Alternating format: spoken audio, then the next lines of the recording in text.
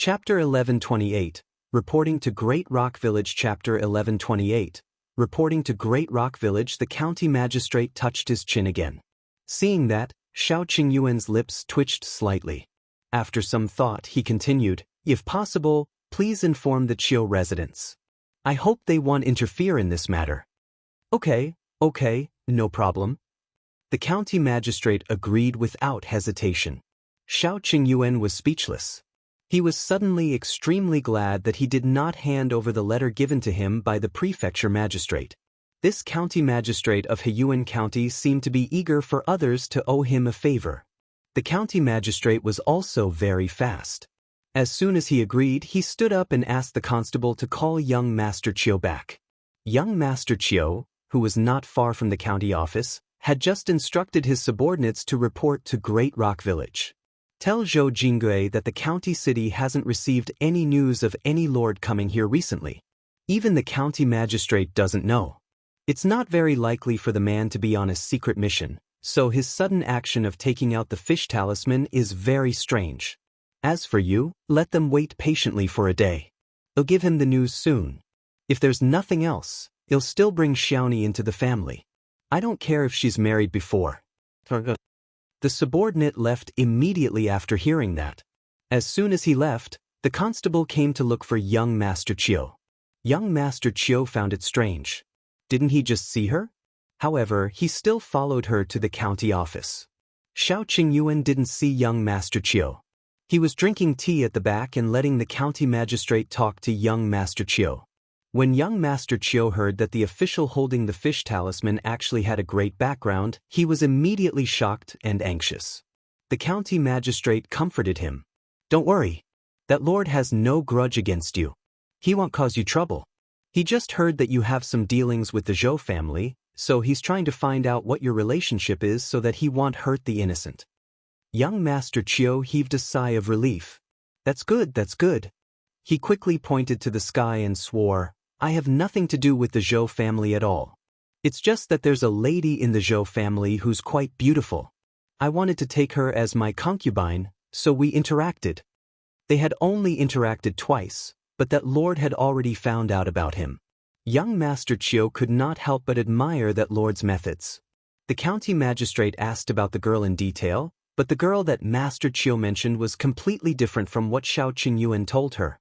Of course, he trusted Xiao Qingyuan, so he told young Master Qiu firmly, "I'm afraid you've been deceived." The county magistrate patted his shoulder sympathetically and told him the whole story. Young Master Qiu was instantly furious. What a good Zhou family. They actually dare to lie to me. That woman despises the poor and loves the rich, but she just had to say that her husband was worthless. Fortunately, you told me the truth. Otherwise, if I took such a vicious woman back, I'm afraid my family would be in chaos. I wouldn't even know when she would harm me." He stood up and walked around twice before exhaling. "I definitely won't have anything to do with the Zhou family anymore. Don't worry, sir. They'll get someone to settle the score with the Zhou family now. It's good that you know your limits." Young Master Qiu thanked him a few more times before leaving in a hurry. After walking out of the county office, young Master Qiu found his servant and instructed him to hurry to Great Rock Village. After sending young Master Qiu away, the county magistrate returned to the back hall. "You heard it too. The Zhou family is deceiving both sides and wants to benefit from it. Unfortunately, they are too ambitious. It's fine if they want Hong Xiaoni to marry into the Qiu family, but they also want to take the opportunity to take down the Chong family. In the end, they failed." Chapter 1129, A Good Show. Chapter 1129, A Good Show. Xiao Qingyuan had already roughly connected the cause and effect of the matter according to the time period young Master Qiu had mentioned. He thanked the county magistrate and was about to leave. The county magistrate wanted Xiao Qingyuan to stay for dinner and a chat. As the county magistrate of a remote county, he really wanted to know what had happened in the capital. However, Xiao Qingyuan had promised Gu Yundong that he would go back earlier. He could only politely reject the county magistrate's invitation and refuse his help in sending bailiffs to Great Rock Village. He promised to come back for a drink with him after he was done. Only then did the county magistrate let him go back in satisfaction. He told Xiao Qingyuan to do whatever he wanted and come to him if he needed help. Only then did Xiao Qingyuan leave in a cold sweat. On the way back, he rode his horse at full speed. Soon he overtook young Master Chio's servant and arrived at the entrance of Great Rock Village. After getting off the horse, he asked the coachman to put on the carriage again. The coachman said, "A carriage entered the village not long ago." Xiao Qingyuan paused and understood. Young Master Chio sent a total of 2 subordinates over. One came early and was probably already at the Zhou family. The other was still behind, but it would be soon. Now, there would be a good show to watch. Xiao Qingyuan's guess was right. The person who had been seen by the coachman entering the village was indeed the person young Master Chio had instructed to go to Great Rock Village. He had left early and was already at the Zhou residence. When Zhou Jingui saw him enter, he immediately welcomed him in with a smile and invited the patriarch over. Seeing that everyone was here, the servant took a sip of tea and said, "Our young master said that the county magistrate is very sure that the county magistrate hasn't received any news of a lord coming here recently. Don't scare yourself. The young master asked you to wait for a day and bring Xiaoni into the house. Our young master doesn't care if he has married anyone before. As long as Xiaoni serves the young master well in the future, there won't be any problems. You don't have to worry." Chief Zhou, Zhou Jingge, Hong Xiaoni, and the others were overjoyed. Since young Master Chio had said so, there was definitely no problem. However, Chief Zhou quickly became puzzled. "But that person has a fish talismanero?" The servant was stunned. He couldn't remember what the young master had said. He seemed to have mentioned something about the fish talisman. After thinking for a moment, his eyes suddenly lit up and he said, "The young master said that there's something strange about the fish talisman." Chief Zhou was even happier. "You mean that he might have stolen the fish talisman from someone else?" "That's right." Chief Zhou's eyes lit up. He immediately instructed Zhou Jingge, "Gather the clansmen. Let's go to the Gu family." "Yes." Zhou Jingui walked out of the door in high spirits. As soon as he went out, the people watching him outside immediately chased after him. When they realized that he had started to gather his clansmen and looked like he was about to cause trouble, their expressions immediately changed drastically and they quickly went to inform Chief Chang. When Xiao Qingyuan entered the village, he happened to see this noisy scene. He immediately rushed to the Gu residence and squatted in the corner. Gu Yundong, who was in the kitchen, heard him clearly and knew that he was back. She immediately let out a cry. The 6 people who did not dare to make a sound in the courtyard suddenly woke up and subconsciously got up to run into the kitchen. The 6 of them went in. Gu Yundong screamed again and shouted, "Why did all of you come in?" When Xiao Qingyuan received the message, he quickly climbed over the wall and entered the house. Chapter 1130. Arrest. Chapter 1130. Arrest. Only then did Gu Yundong dawdle out of the kitchen. She said to the 6 of them, "You're just making a fuss. I just accidentally dropped something and made a sound. Is it worth it for all of you to come in? All of you are men. Why are you so rash?" The 6 of them were speechless. Who was making such a fuss? They wanted to defend themselves, but Gu Yundong had already bypassed them and strode towards Xiao Qingyuan, who had been standing in the courtyard for some time. "Brother Xiao, you're awake. Did I wake you up just now? I'm sorry. I'll be more careful next time." "It's okay. I've had enough sleep." As they spoke, they returned to the house. The 6 of them were speechless. "So what happened just now?" Xiao Qingyuan briefly explained the process of meeting the county magistrate in the county city. Then he said, "When I came back just now, I saw Chief Zhou gathering people. It seems that he's going to settle the score. Is Uncle feeling better? Let him be mentally prepared." "Much better. I'll go in and take a look." Gu Xiaoxi was indeed much more energetic than yesterday. When she saw her enter, she hurriedly asked, "Is Xiao Qingyuan back?" "Yes, it might be a little messy later. Uncle, get up and put on your clothes first." "Okay." Gu Yundong spoke to Chang Yaya, who was peeling beans in the same room. Chang Yaya was a little nervous. Gu Yundong smiled at her comfortingly. "It's all right." "Yeah." As soon as she finished speaking, there was a knock on the door outside the courtyard. The people in the courtyard immediately ran to open the door. Not long after, a large group of people from the Zhou family rushed in. Chief Zhou was the first to bear the brunt.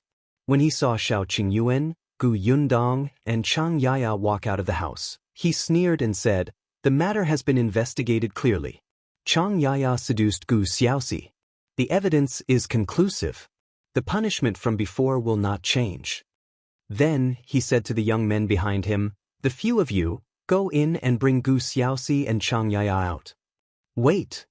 Chief Chang and the members of the Chang clan rushed over with ashen faces.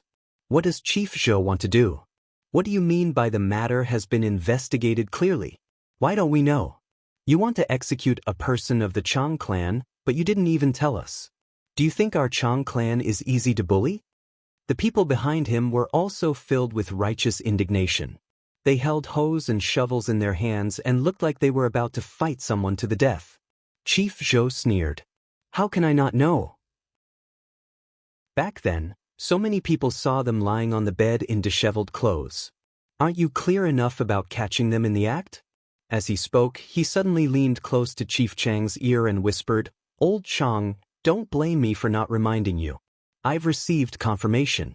This Xiao is not a high-ranking official. He's a fake. If you continue to get involved with him, be careful not to be consigned to eternal damnation." "Ha!" Patriarch Chang's face turned pale as he looked at him in shock. Chief Zhou waved his hand impatiently. "Arrest him." "Yes, Chief." The few young men behind him replied confidently. Xiao Qingyuan immediately straightened his bow. The few of them stopped in their tracks and did not dare to go forward. Chief Zhou snorted coldly. "Young Master Xiao, do you know what kind of crime it is to impersonate an official of the imperial court? That's a huge crime, and your entire family will be executed. I advise you not to meddle in other people's business. Otherwise, it's not worth it to implicate your entire family for Gu Xiaoxi." Chapter 1131. So much information. Chapter 1131. So much information. Everyone present widened their eyes in shock. "Imposter?" Gu Yundong found it funny. "Who told you that my brother Xiao is an imposter?" Chief Zhou said, "You guys really won't shed tears until you see the coffin." He gave Zhou Jingray a look. The latter quickly led a person to the front and introduced proudly, "This young man is from the Qiu family in the county." The young master of the Qiu family personally asked the county magistrate, "Who personally said that you were an imposter?" Xiao Qingyuan was speechless. He was very sure that the county magistrate had never said that. He looked at the servant of the Qiu family. For some reason, the latter did not dare to meet his gaze. However, under the expectant gazes of Zhou Jingui and the others, he still nodded firmly. "That's right. That fish talisman of yours is strange. You're not an official of the imperial court at all. I advise you Euro, **T. A loud shout suddenly interrupted him. The servant was a little unhappy and turned around with a frown. He saw a person panting not far away. He looked familiar. As the man got closer, he suddenly became alert. Euro, isn't this young master's capable servant, Chioda? This person was just a handyman from the Qiu mansion. In fact, he did not have much status.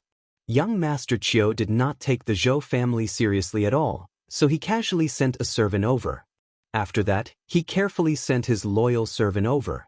When the servant saw Chioda, he immediately went up to him and smiled obsequiously. "Brother Chioda, why are you here?" It seems that young Mr. Euro is very concerned about the Zhou family. When Chief Zhou and Zhou Jingray heard this, they immediately became even more imposing. Zhou Jingui had seen Chioda before and knew that he was very influential in front of young Master Qiu. Seeing that he had come personally, it seemed that young Master Qiu was very satisfied with Xiaoni. He quickly went forward and said, "Brother Qiu, don't worry. There are so many of us. We will definitely be able to catch this thief who dares to pretend to be an official of the imperial court."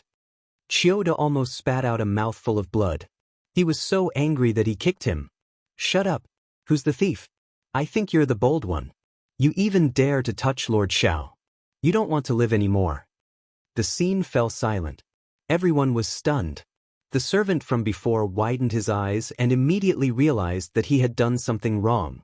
As expected, Zhou Jingge pointed at him and said, But he said that young Master Chiu confirmed that this young Master Xiao is a fake hero. Fake what? You're the ones who don't tell the truth. Of course, Chioda would not take the blame for his own people. He would deal with his own people when he returned.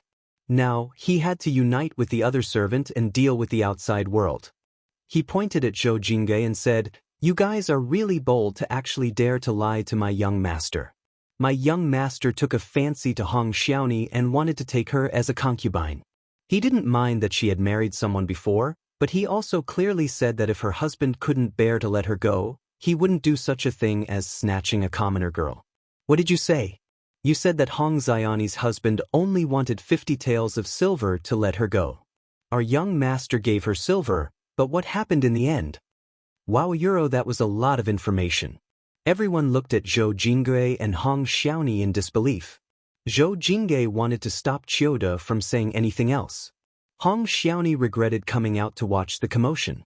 At this moment, she wished she could bury her head in the ground. But Chief Chang was very excited. Look at what he had heard. He immediately asked a crucial question. Chapter 1132. This is a snake. Chapter 1132. This is a snake, Brother Chioda. When did your young master say that he wanted Xiaoni to be his concubine? Chioda said, "Half a month ago." Half a month ago? At that time, there was no indication that Gu Xiaoxi and Chang Yaya were in contact. Everyone was no fool. What was there to not understand?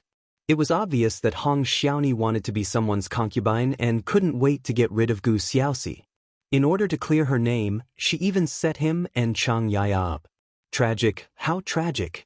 Gu Xiaoxi had walked out at some point in time and probably heard what Chioda had said. He said in a low but powerful voice, "I've never said that I'll let Hong Xiaoni go, and I've never seen 50 taels of silver. I also don't know that young Master Chiu has taken a fancy to her and wants to take a concubine." Chioda immediately pointed at Zhou Jingge. "Where did the silver go?" Euro. Zhou Jingge was speechless. He was so flustered that he could only look at Chief Zhou. However, ever since Chioda appeared and revealed Xiao Qingyuan's identity, Chief Zhou had already broken out in cold sweat. How could he care about him? The Zhou family's side was terrifyingly quiet, but the Chang family's side started whispering. The buzzing grew louder and louder. Patriarch Chang laughed. "It's obvious now. Hong Xiaoni is the one who's full of lies. What Chang Yaya said is true. I knew it. Our Chang family's girl is usually honest and dutiful. How could she do such a thing? She was tricked by Hong Xiaoni." I'm not. Hong Xiaoni immediately denied. Chief Chang suddenly laughed. "You didn't? I also have a witness here. Do you want to hear what he has to say?" He waved his hand behind him, and immediately, someone walked over with a middle-aged man between their arms. When Chief Zhou saw him, his expression became very ugly. This was the doctor. Back then, in the note Xiao Qingyuan had given Patriarch Chang, other than asking him to keep an eye on Zhou Jingge and Hong Xiaoni, he had also asked him to interrogate the doctors in the village. Now the man confessed. The doctor stood in front of everyone. Facing everyone's covetous gazes, he could only brace himself and say, "Actually, 2 years ago, Hong Xiaoni gave me benefits and asked me to lie to Gu Xiaoxi and tell her that her health wasn't good. She had to keep recuperating for 2 years. Also, a few days ago, Hong Xiaoni took 2 packets of medicine from me and gave them to Gu Xiaoxi and Chang Yaya. After that, I listened to her and told everyone that Gu Xiaoxi was healthy and couldn't find Euro." Everyone's eyes widened when they heard this. The person standing beside Hong Xiaoni could not help but take 3 steps back. Even the Zhou family could not help but gasp. How much hatred did she have? She actually schemed against her husband. Not only that, but she also wanted to kill the innocent Chang Yaya. A scorpion. This was a scorpion. Seeing that the matter was almost settled, Gu Yundong simply said to Chief Chang, "The 2 of you can discuss the rest yourselves. My uncle is not feeling well. I'll take him in to rest first. Take care." In any case, they didn't need the person involved to be present when they discussed how to deal with Gu Xiaoxi and her wife last time. Now, they didn't want to get involved. After all, now that it was the Chang family's turn to get benefits, They would probably have to argue with the Zhou family for a long time. Gu Yundong and the others returned to the house. Once the courtyard door was closed, it was instantly quiet. This time, no one looked at them anymore. The results of the punishment were out very quickly. Chapter 1133. Result. Chapter 1133. Result. The next morning, Patriarch Chang came to look for them happily. The Zhou family no longer had the strength to fight back. From the moment Chioda appeared in Stone Village and revealed the truth, from the moment the village physician completely revealed Hong Xiani's true colors, to the moment he confirmed that Xiao Qingyuan was a true official of the imperial court, Chief Zhou knew that they were finished. All their plans had been for naught. Now, they were the ones who had to compensate and be accounted for. The Zhou family had compensated the Chang family with a lot of food and benefits. These were matters between the two clans, so there was naturally no need to tell Gu Yundong. The Chang family head had brought the results of the treatment of Gu Xiaoxi and the other two. The village held a meeting to prove Gu Xiaoxi's innocence. Moreover, these things were planned by Hong Xiaoni and the rest. Naturally, they has to compensate Gu Xiaoxi for being beaten up innocently and locked up in a dark house. Here is the silver the Zhou family gave him. 50 taels. 50 taels? I remember that young Master Chiu gave Zhou Jingui 50 taels of silver euro. Chief Chang immediately smiled. The 50 taels were taken away by the servants from the Chiu family yesterday. These are the silver from the Zhou family. After a pause, he advised, "Don't think it's too little. Our village is poor. It's already good enough that the Zhou family can take out 50 taels." Gu Yundong also knew that it was only because she and Xiao Qingyuan were there that the Zhou family took out money to compensate. Otherwise, youngest uncle would have suffered this beating for nothing. At most, he would have cleared his name. She didn't say anything and put away the 50 taels. Chief Chang heaved a sigh of relief when he saw this. Although he also wanted the Zhou family to bleed, there were some things that he could not be too ruthless about. This silver was related to the interests of the entire Zhou family. If he gave too much, these people would be dissatisfied and cause trouble. In any case, after this incident, the Zhou family was already dissatisfied with Chief Zhou. Perhaps if he worked harder, Chief Zhou would have to change to someone else. Patriarch Chang continued, "This matter was caused by Zhou Jinggui's family. He has been punished by the clan and is locked up in the Zhou family's ancestral hall. As for Hong Xiaoni, she should have been drowned in the pond for doing such a ruthless thing." He glanced at Xiao Qingyu. Gu Yundong understood now. Brother Xiao was an official of the imperial court after all, and this matter had been made known to the county magistrate. If they were to execute someone in private, it would not be good for anyone. However, one of her legs was broken, and everyone in Great Rock Village knows what kind of person she is. She won't have a good life in the future. Speaking of which, her situation is even more painful than sinking into the pond. Because of her, the Zhou clan suffered heavy losses. Because of her, Zhou Jingui was imprisoned in the ancestral hall according to the clan rules. Because of her, Chief Zhou suffered great humiliation. These people would blame Hong Xiaoni. One could imagine how difficult her life would be in the future, especially since Gu Xiaoxi was about to leave.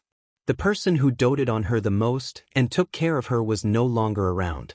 How could she recover in the future? And, Yaya, the clan will compensate her for the grievances she has suffered. As for what kind of compensation, Chief Chang did not say. In the end, Chief Chang said, "I know that Gu Xiaoxi will probably not continue to stay in Great Rock Village in the future. I've also spoken to the village chief. When you're free, go to the county city to apply for a household registration removal." Then he left the Gu residence. Gu Yundong looked at his cheerful back and exchanged glances with Xiao Qingyuan. Fortunately, the village chief of Yongfu village is not like him. Chapter 1134. I'll marry her. Chapter 1134. I'll marry her. She had seen a lot of the world outside and knew more people. Only then did he realize what kind of peerless treasure Chen Liang was. Xiao Qingyuan nodded. "Fortunately, we can leave soon.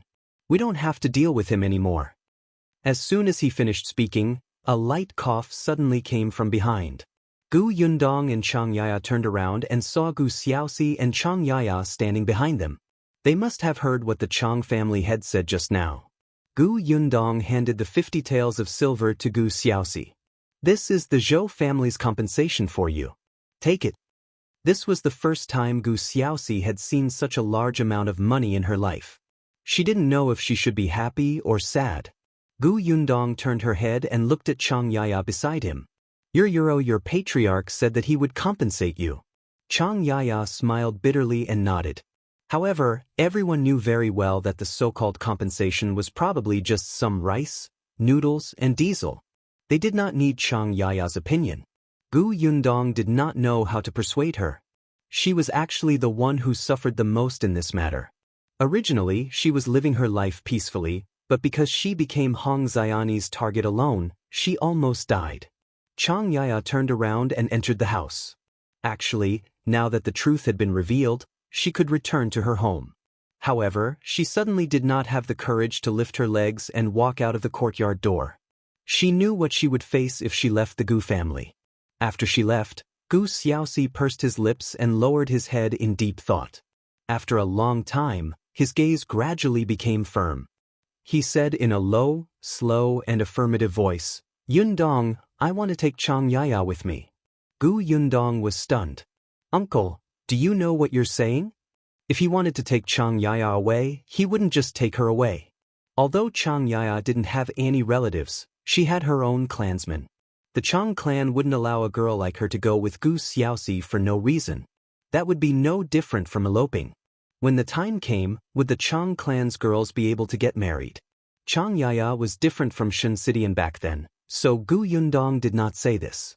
Gu Xiaoxi smiled and scratched her head. "I know. They'll marry her. In the end, she was implicated by me. She was a good girl, but now her reputation has been ruined. Although everyone knows that she was harmed, it's also a fact that she was on the same bed with me. No one believes that she's innocent. Yundong, you know that even if she didn't sink into the pond this time, she will be forced to death if she continues to live in this village." Gu Yundong frowned, feeling extremely conflicted. Of course, she knew that. She couldn't bear to see a girl like her die just like that. Wasn't she trying to think of a way to help her? It was just a little difficult. Her uncle's first marriage was because of responsibility, but in the end, it ended up like this. She didn't want Uncle Gu to break free from such shackles with great difficulty, only to get married for the second time because of responsibility. There was still a long way to go in the future. Could the two of them, who were forced to be together because they had no choice, continue living well? Gu Xiaoxi, on the other hand, couldn't quite understand her dilemma. In his heart, wasn't it normal to get married when he found a suitable girl? Everyone had been through this. At least for now, Chang Yaya was quite suitable. Why was Yundong in such a difficult position? Chapter 1135. Even planned for the future. Chapter 1135. Even planned for the future. Gu Yundong and Gu Xiaoxi's channel was not in a straight line at all. In the end, Gu Yundong said, "I think we should ask Chang Yaya about this." "We should indeed. They'll go ask her now." Gu Yundong exhaled and frowned. She thought that there must be other ways to help Chang Yaya. She had to think again. Xiao Qingyuan laughed. "You don't have to think too much. This is between the two of them. Your uncle is not as young as Yunshu and the others. He has experienced so much and knows what he wants." Gu Yundong was stunned. She rubbed her head. "I've reached a dead end. Forget it, let's wait for them to discuss it first. Today is a good day. Let's make some delicious food to celebrate." "Okay." The two of them went straight to the kitchen and happily made 5 or 6 dishes. When he returned to the central room, he realized that Gu Xiaoxi and Chang Yaya had walked out of the room. In just a short while, Gu Yundong felt that the atmosphere between the two of them seemed to be different. "Huh?" Gu Xiaoxi met Gu Yundong's gaze in embarrassment and said, "Yaya has already agreed. I have 50 taels of silver now. It's enough for me to get married." The last time she brought Hong Xiaoni all the way to Great Rock Village, she was really penniless. The house in front of her was built after borrowing some money from Zhou Jingge. "Gu Yundong, €1. All right, as long as you're happy." She could tell that Gu Xiaoxi might have feelings for Chang Yaya. I also saved 3 taels of silver, Chang Yaya said softly. Gu Xiaoxi was even happier. Then we have 53 taels of silver. It doesn't cost much to live in the countryside. We can use this money for a long time if we conserve it. When we leave, we can even sell the houses here. Although we might not be able to sell them for much, it'll work hard. Our life won't be bad. Chang Yaya lowered her head and said, I will work hard too. Then she frowned slightly. It's just that my house can't be sold. When I get married, the clan will take that house back. It's all right. We have enough money. Gu Xiaoxi was really happy. In the past, he was the only one working at home, and Hong Xiaoni wouldn't do anything. Now that he heard Chang Yaya say that she wanted to work hard with him and make their lives better, he felt warm in his heart. Gu Yundong, €, Xiao Qingyuan, €, that was good. The future days had already been planned. However, Gu Yundong looked at Gu Xiaoxi, who was filled with anticipation for the future, and finally could not help but laugh. She called out to the two of them, all right, you can talk about these things behind closed doors. Let's eat first. Gu Xiaoxi and Chang Yaya blushed. Gu Xiaoxi was a little vexed. He shouldn't have told Yundong this. She was a junior and had yet to get married. However, he only had Yundong as his only relative in front of him. In addition, she had been too independent these few days and was not much different from him. He could not help but talk to her about everything. The 4 of them sat down to eat. This time, they quietened down, especially Gu Xiaoxi and Chang Yaya. They lowered their heads and continued eating. Gu Yundong found it funny. When they were done eating, Gu Yundong handed a brush and paper to Gu Xiaoxi. But there's one more thing that needs to be resolved first. Chapter 1136, Writing a Divorce Letter. Chapter 1136, Writing a Divorce Letter. Gu Xiaoxi was stunned. He looked up at her in confusion. What is it? Gu Yundong rolled her eyes. You're going to get another wife. Shouldn't you settle the first one first? The first one? Wasn't Hong Xiaoni taken care of? Why a euro? Gu Xiaoxi suddenly reacted. You mean a divorce letter? What else could it be? Gu Xiaoxi smiled sheepishly and quickly took the brush and paper. This time, it wasn't a charcoal pen. It was a brush that Gu Yundong had borrowed from Patriarch Chang. After all, it was a divorce letter. It had to be more formal. Gu Xiaoxi was literate. After all, he had grown up following Gu Dazheng. He could write basic words. It was just that in the past, he did not have the conditions to practice calligraphy in the Gu family, so the handwriting was a little ugly. It was like a dog crawling, and it really hurt his eyes. However, when Chang Yaya saw it, her face was filled with surprise. I didn't expect you to know so many words. Gu Xiaoxi instantly felt embarrassed. It's a euro, it's all right.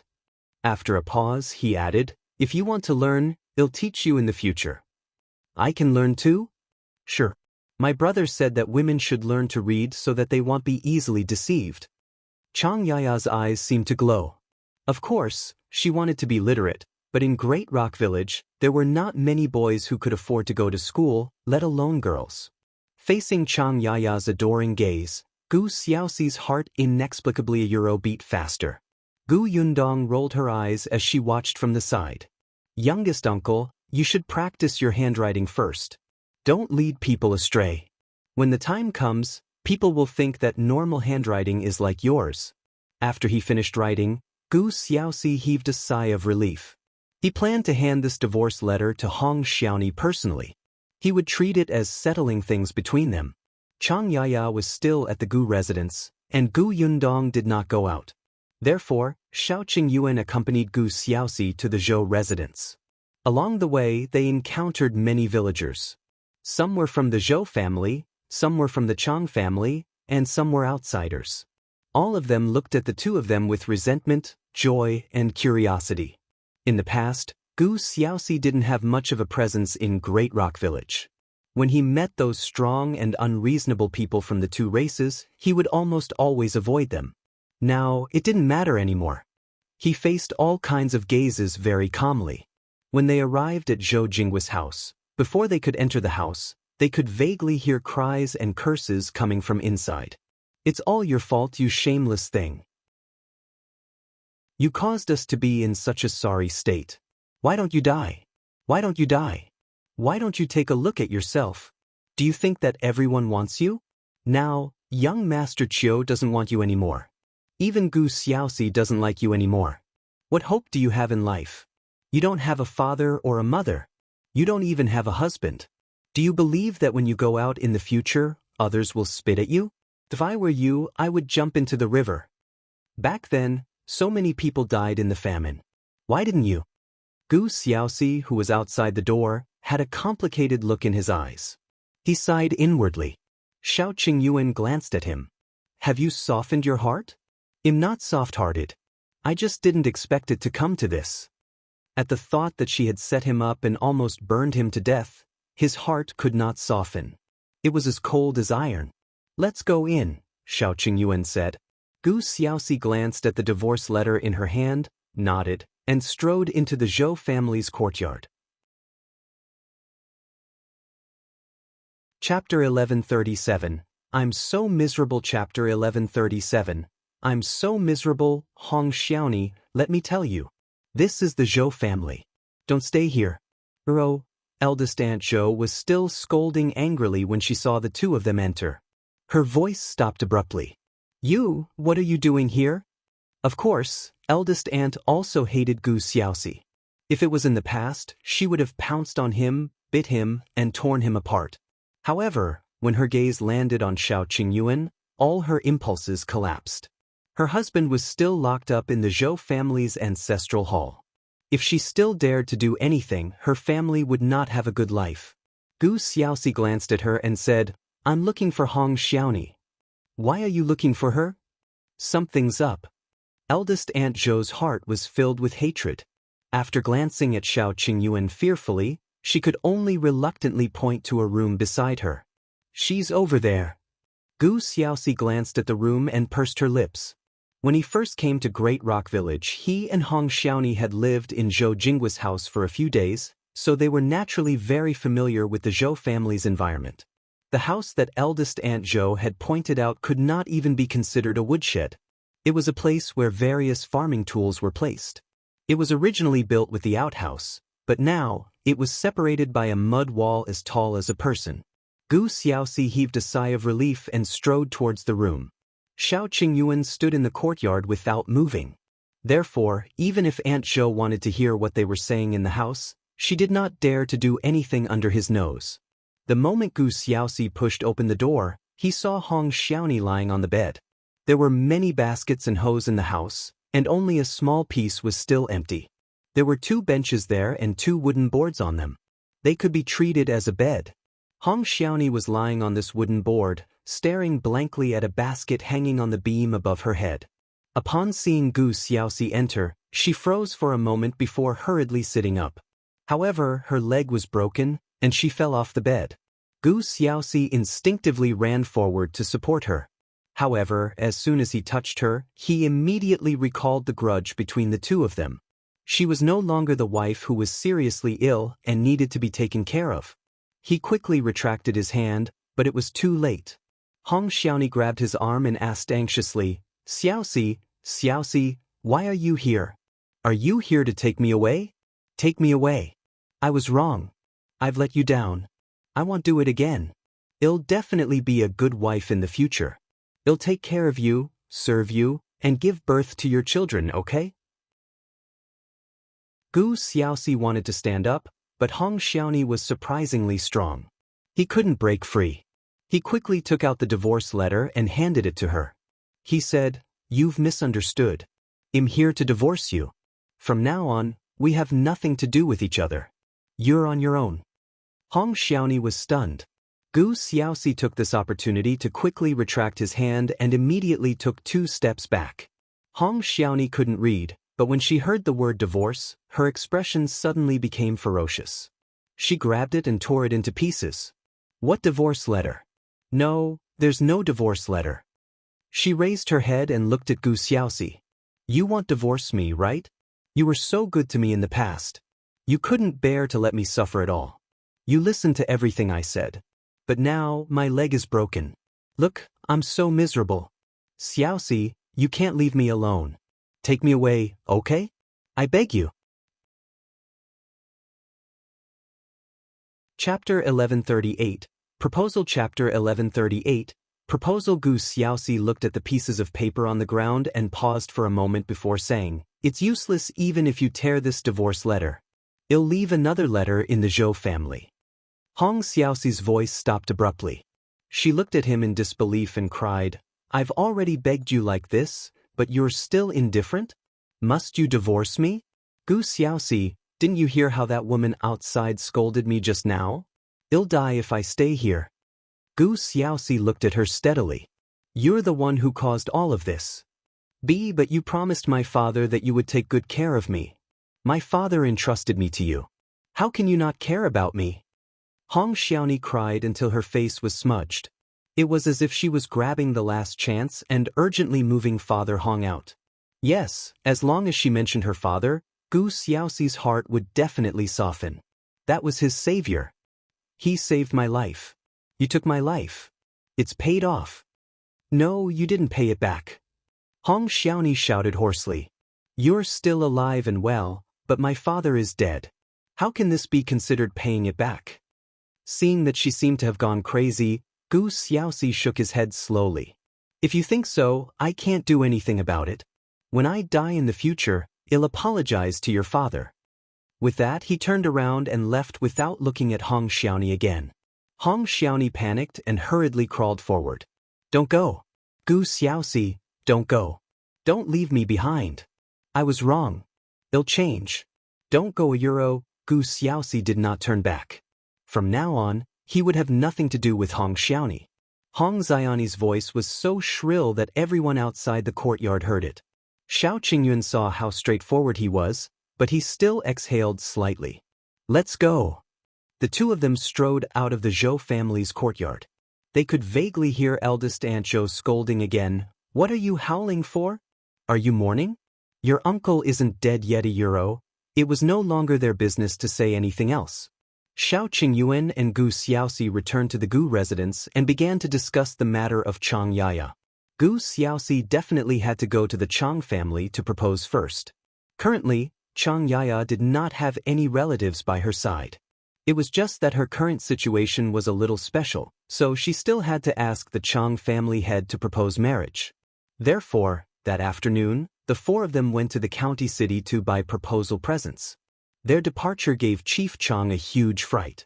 It was fine if they left, but why did they take Chang Yaya with them? It was not easy for things to calm down.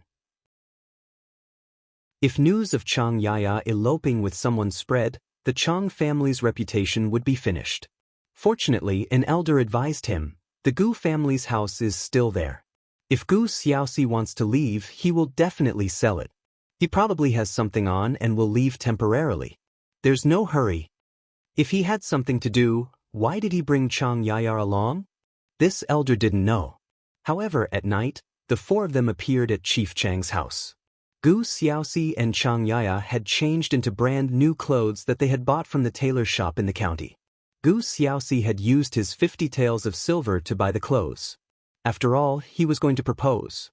She couldn't possibly wear clothes that were filled with patches. He was still carrying a lot of things in his hand. When Chief Chang saw this, he was extremely surprised.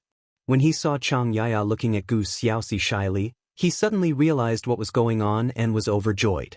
He hurriedly invited them in. Chapter 1139, No Banquet. Chapter 1139, No Banquet. As expected, Gu Xiaoxi directly explained his intentions. "I'm here today to propose marriage. I want to marry Chang Yaya." Patriarch Chang was overjoyed. Actually, he had thought about it before. He might as well let Gu Xiaoxi marry Chang Yaya. If so many people saw her lying on the same bed with him, her chastity would be gone. If Chang Yaya continued to stay in Great Rock Village, rumors would still force her to death in the future. He might as well let Gu Xiaoxi take responsibility. However, with Xiao Qingyuan and Gu Yundong around, he did not dare to make such a request. Therefore, he could only continue to wrong Chang Yaya.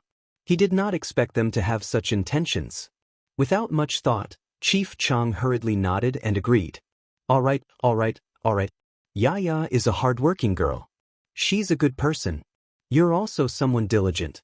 When you two become husband and wife in the future, you'll definitely live happily ever after. He looked at the proposal present on the table again. It was not very expensive. It was similar to what the villagers in the village had prepared when they proposed. He thought that with a nephew-in-law who was a high-ranking official, this man would at least buy something good. Gu Xiaoxi didn't know what he was thinking, but he bought the present with his own money. Naturally, he bought the same things as the other villagers. Chief Chang retracted his thoughts and asked, "Since there's no problem with this marriage, when will this banquet? We won't be holding a banquet here." Before Chief Chang could finish speaking, Chang Yaya interrupted first. However, when he said this, not only was Chief Chang stunned, but even Gu Yundong and the others were stunned. Chang Yaya smiled and said, "After all, something just happened in the village. If Xiaoxi and I get married at this time, the Zhou family will definitely be unhappy. There might be other rumors spreading. It's better to keep a low profile. Xiaoxi and I sign the marriage contract, and we can be considered husband and wife." Chief Chang lowered his eyes. What he said made sense. They had just tricked the Zhou family. They had to know when to stop. If they added fuel to the fire, they might retaliate. Chang Yaya continued, "Moreover, Xiaoxi has been separated from his brother and sister for so long. His family is looking forward to him going back early. Yundong and Qingyuan also have something important to do. It's not good to delay for too long." Patriarch Chang nodded. That's true. He could only sigh regretfully, but it didn't matter. He didn't think much of Chang Yaya. Whether she wanted to hold a wedding banquet or not was her own business. In that case, it's settled. Tomorrow morning, you guys come over and sign the marriage contract. From then on, you'll be husband and wife. Thank you, Patriarch. Things progressed very smoothly and quickly. Gu Xiaoxi originally wanted to tell Chang Yaya about the banquet. Unexpectedly, that night, Chang Yaya was left at Chief Chang's house. After all, she was a member of the Chang family. On the last night before her marriage, she could not follow them to the Gu family's house. In addition, Patriarch Chang had the intention to do Shao Qingyuan a favor, so he asked his wife to prepare something for her. It was not much, just enough for celebration. That night, Chang Yaya slept with Chief Chang's wife. His wife specially told her many things that newlyweds should pay attention to. Chang Yaya did not have any elders by her side, so she could only do the job. His wife, on the other hand, treated Chang Yaya quite well. She explained in detail some of the ways of interaction between husband and wife, as well as the conflict between mother-in-law and sisters-in-law. Chang Yaya almost did not sleep the entire night. Chapter 1140, Preparing to Go Home. Chapter 1140, Preparing to go home. The next morning, Chief Chang gathered a few elders and told them about this matter. No one objected. In fact, they all agreed very much. Hence, when Gu Xiaoxi and the others arrived, Chief Chang took the marriage contract and got the two of them to sign it to officially become husband and wife. The moment Gu Xiaoxi and Chang Yaya pressed their handprints, they inexplicably felt that they were related to each other. It was very subtle and very joyous. Even if there was no banquet, there had to be a dowry. Chang Yaya only had 3 taels of silver in total. However, her family had a cage that her mother had brought when she married over. It was quite beautiful, including this. Some of the clothes and blankets were really old and useless. In the end, Chief Chang discussed with a few elders. Although they had decided to take back her original house after she got married, in order to compensate her for the grievances and injustice she had suffered previously, the clan still bought it for 2 taels of silver. They even added 2 pieces of red cloth and a quilt. In this way, Chang Yaya's dowry was actually much better than some girls in the village. As for the betrothal gifts, they were just a formality. They would definitely not be handed over to the clansmen. In the end, they were all given to Chang Yaya. As such, Chang Yaya's own money was considered quite a lot. Even the chief's wife was envious. When she got married, her family did not give her so much money. Once the marriage contract was signed, they would officially be husband and wife. Chang Yaya's hair was also tied up, and she looked different. When the few of them returned to the Gu residence, Gu Yundong specially made room for the newlyweds. She pulled Xiao Qingyuan and ran away. They still had to look for the village chief to settle the household registration first. On the other hand, Gu Xiaoxi and Chang Yaya sat alone in the room with uncomfortable expressions. They clearly had a lot to say 2 days ago, but suddenly, it seemed like they could not say anything. Seeing that they couldn't stay silent any longer, Gu Xiaoxi swallowed his saliva and spoke first. By the way, why don't you agree to hold the banquet? If you're worried that the Zhou family will cause trouble, we can set up 2 tables and only entertain close friends. No, I just don't like it here. Chang Yaya said, I've lived in Great Rock Village since I was young. I don't have any friends or relatives. Even if I'm supposed to invite someone, I don't know who I should invite. If I set up a wine banquet, it feels like it's just for fun. I don't want Toa Euro, Gu Xiaoxi understood. Although Chang Yaya had clansmen, she did not feel the warmth of her clansmen. Not long ago, she was almost pulled out of the pond by these clansmen. No one pleaded for her. No one believed that she was innocent. Everyone could not wait for her to die. She was bitterly disappointed. If she held a wedding, she believed that no one would sincerely wish her well. If that was the case, there was no point in hosting a banquet. Gu Xiaoxi fell silent. He couldn't help but reach out to cover her hand and say, in the future, I'll dote on you and treat you well. Chang Yaya's eyes were sour. Yes, now, she had a husband. Moreover, this husband looked very good. She looked up at Gu Xiaoxi and smiled again. The tears in her eyes fell without warning. Gu Xiaoxi's heart ached terribly and he reached out to wipe them away.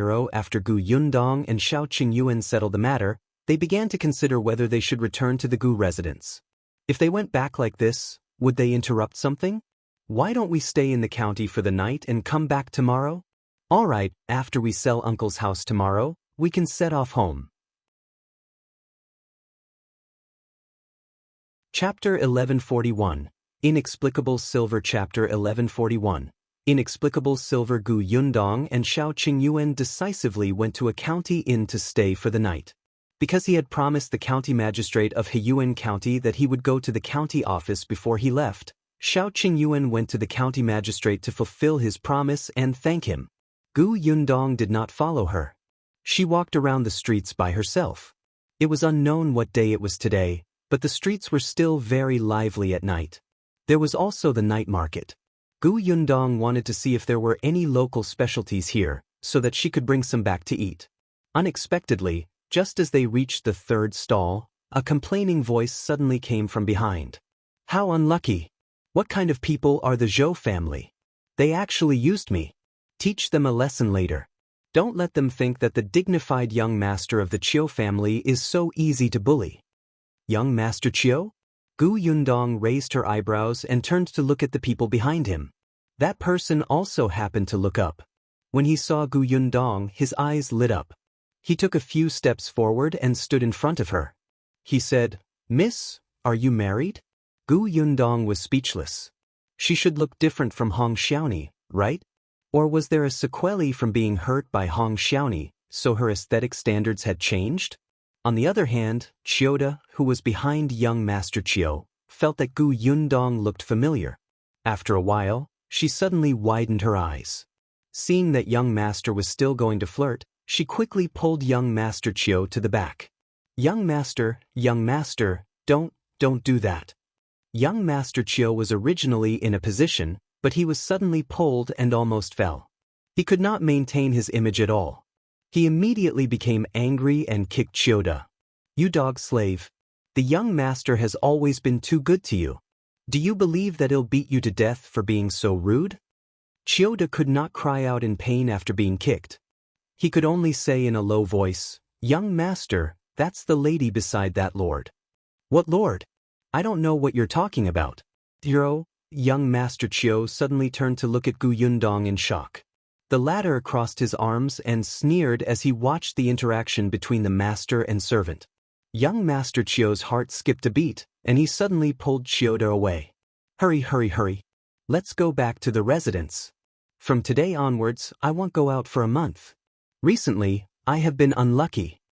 However, after taking a few steps, she returned. He looked at Gu Yundong and thought for a moment. Then, he took out a banknote from his sleeve and silently handed it over. He tried his best to put on a smile. This is an apology to Guayuro Gu Xiaoxi. I know the ins and outs of the matter, but miss, you have to make that lord believe me. I really didn't know that Hong Xiaoni was so vicious that she almost killed her husband. But no matter what, this matter started because of me. If I hadn't taken a fancy to Hong Xiaoni, she wouldn't have such thoughts. I heard that little brother Gu has suffered a lot. Take this to buy him some food to nourish himself. Gu Yundong silently took the banknote and looked at it. 50 taels. He was quite generous. Seeing that she had accepted it, young Master Chiu quickly cupped his hands again. That's all. Goodbye. Also, it's not safe at night. It's better for you not to shop alone. If you meet a lecher like me again, no, in short, goodbye. Young Master Chiu quickly finished speaking and quickly ran away with Chioda. Chapter 1142, Very Intense. Chapter 1142, Very Intense. Gu Yundong's mouth twitched as she watched the two of them walk further and further away. She sighed inwardly. She seemed to have not said a word just now. A person couldn't be too dignified. Look at how scared he was. He didn't want the money after losing it. Gu Yundong silently kept the banknote and turned to look at the stall owner who had watched the entire process with his mouth agape.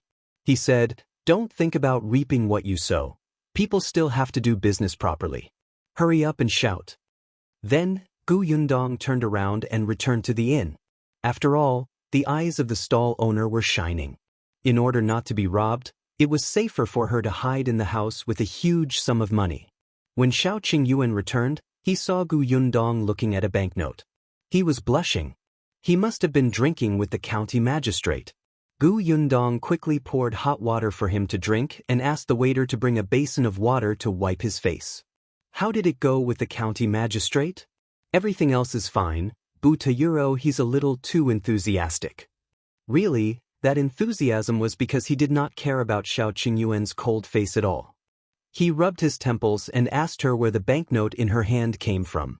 Gu Yundong told her about meeting young Master Chiu on the street.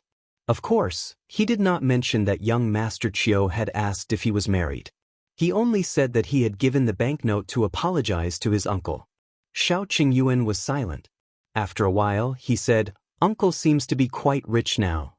The Zhou family had lost 50 taels of silver, and young Master Chiu had lost another 50 taels. There was 100 taels of silver here. Even if she asked the villagers of Great Rock Village, few of them might have 100 taels of silver in their hands. Gu Yundong patted his shoulder. "It's all thanks to you. Wasn't that so? Which of these two parties didn't give so much for Xiao Qingyuan's sake?" However, with this money, his uncle's future would definitely be better and better. Gu Yundong put away the banknote and would give them to Gu Xiaoxi tomorrow. The next day, she and Xiao Qingyuan directly left the room and went to Great Rock Village. When they arrived at the Gu residence, they saw Gu Xiaoxi and Chang Yaya with sweet expressions and exuding an aura of love that could not be ignored. They cooperated well and baked pancakes in the kitchen. The two of them did not talk. From time to time, they would look at each other and turn their faces away shyly. Even after a long time, there were only 2 or 3 pancakes. This speed was no different from a snail. Gu Yundong had been leaning against the kitchen door for a long time, but they did not notice her at all. She felt that if she didn't make a sound, she would probably turn into a stone statue and no one would be able to save her. "Uncle!" The two people in the kitchen were shocked and looked at the door. When they saw Gu Yundong, the two of them immediately felt embarrassed. Gu Yundong could not help but tremble after being fed another mouthful of dog food. Damn it, she had watched her parents show off their love at home. It was not easy for her to go out alone with Brother Xiao, but she still had to be shown off by her uncle. They simply did not take her seriously. She also had Brother Xiao, okay? "Yundong, you're back." Gu Xiaoxi quickly washed her hands and came over. "Have you and Qingyuan eaten? The porridge isn't ready yet. Have a piece of pancake first." Of course they had eaten. Look at the time. They had already returned from the county city, all right? It seemed that their wedding night was very intense. Gu Yundong hurriedly hit her own head to clear the messy thoughts in her mind. She said to Gu Xiaoxi, "Let's get down to business first." Chapter 1143. Enough silver. Chapter 1143. Enough silver. Gu Xiaoxi thought for a moment before remembering what the important matter was. She quickly nodded and said to Chang Yaya, "Yaya, bake more for now. We still have to eat on the way. They'll go to Chief Chang and sell the house.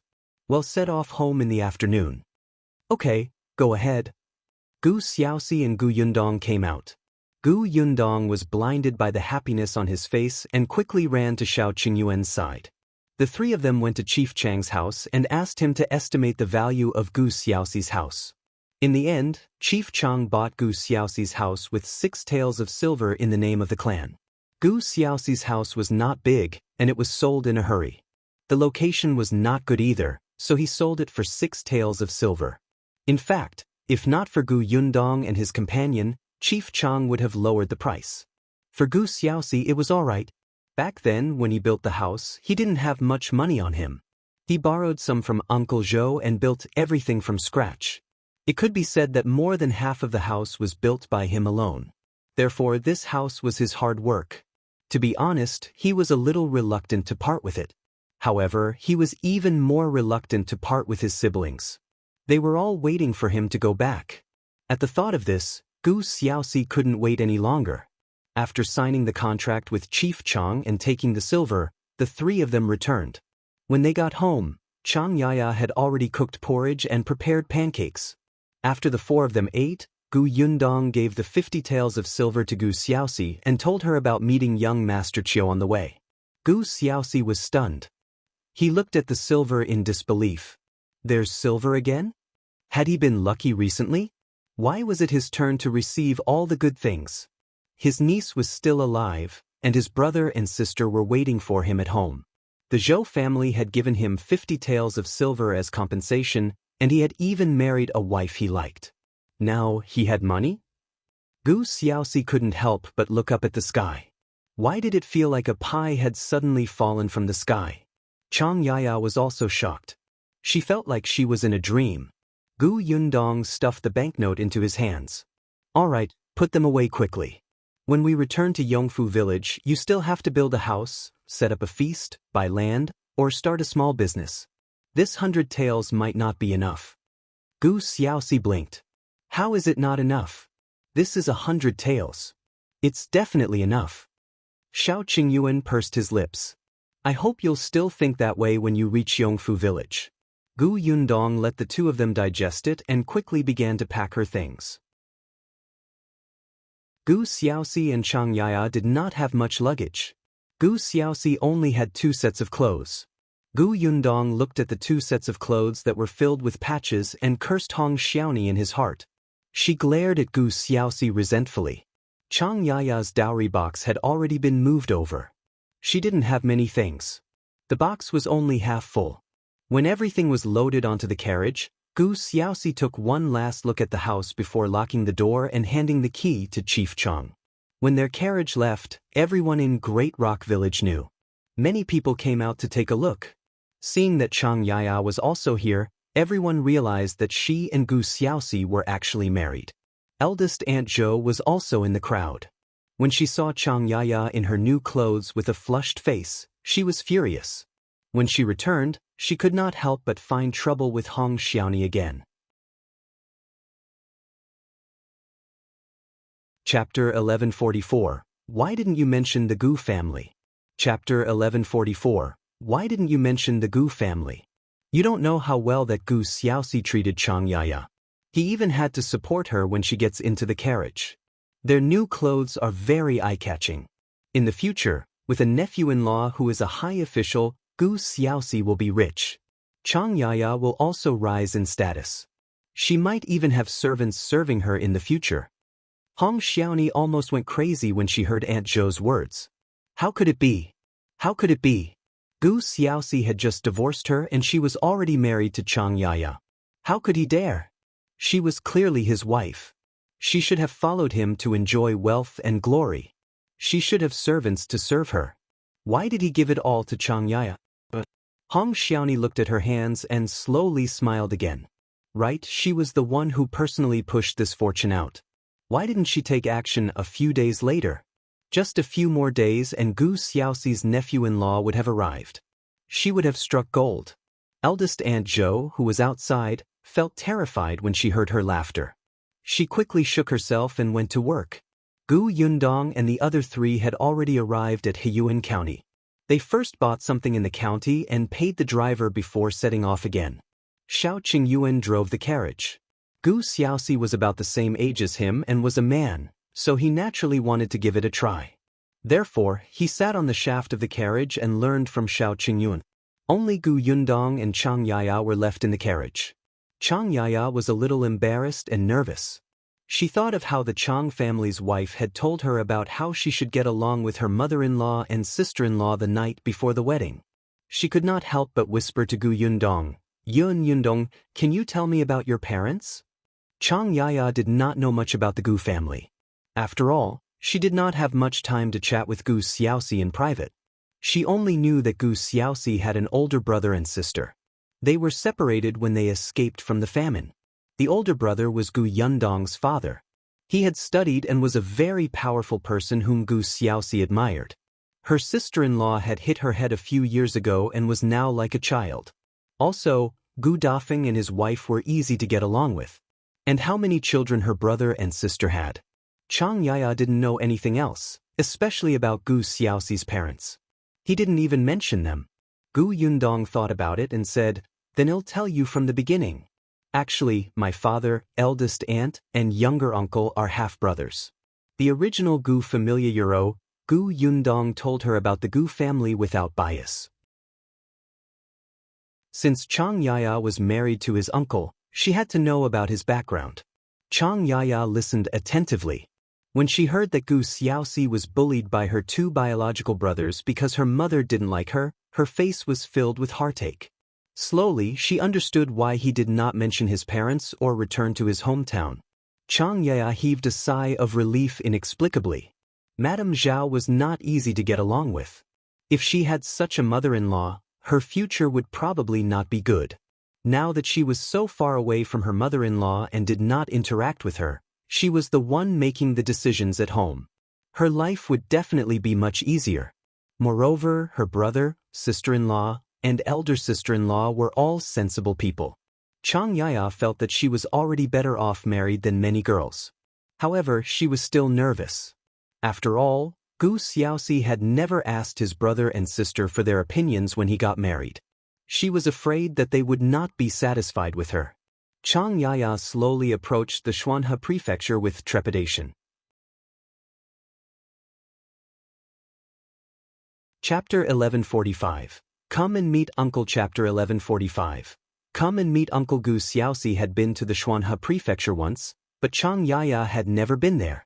Looking at the tall city gate, the anxiety in her heart reached an unprecedented peak. Upon seeing this, Gu Xiaoxi hurriedly reached out to shake his hand and whispered, "It's all right. My eldest sister and second brother are very good people. They will like you." Chang Yaya nodded, but she still could not control her nervousness. Gu Xiaoxi quickly diverted her attention. He looked at the city wall and said, "If only I had stayed in the Xuanhe prefecture for a few more days when I escaped. I might have met Yundong. Then I wouldn't have to waste 2 years. It's such a pity." However, on second thought, that was not right. Wouldn't he miss Chang Yaya too? Gu Xiaoxi quickly looked at her. The latter was puzzled. "What's wrong?" Gu Yundong shook her head speechlessly and turned to look out of the car window. He said to Xiao Qingyuan on the shaft, "Why are there so many people queuing up to enter the city today?" Xiao Qingyuan said, "I'll go ask." He jumped off the carriage and walked forward. Not long after, he returned and said to her with a smile, "The people from the Nye residence are back. There are a few carriages and some goods in front of them. They're all queuing up, so the line is slow." Gu Yundong was delighted. So Nye Shuang and Aunt Ku are back too?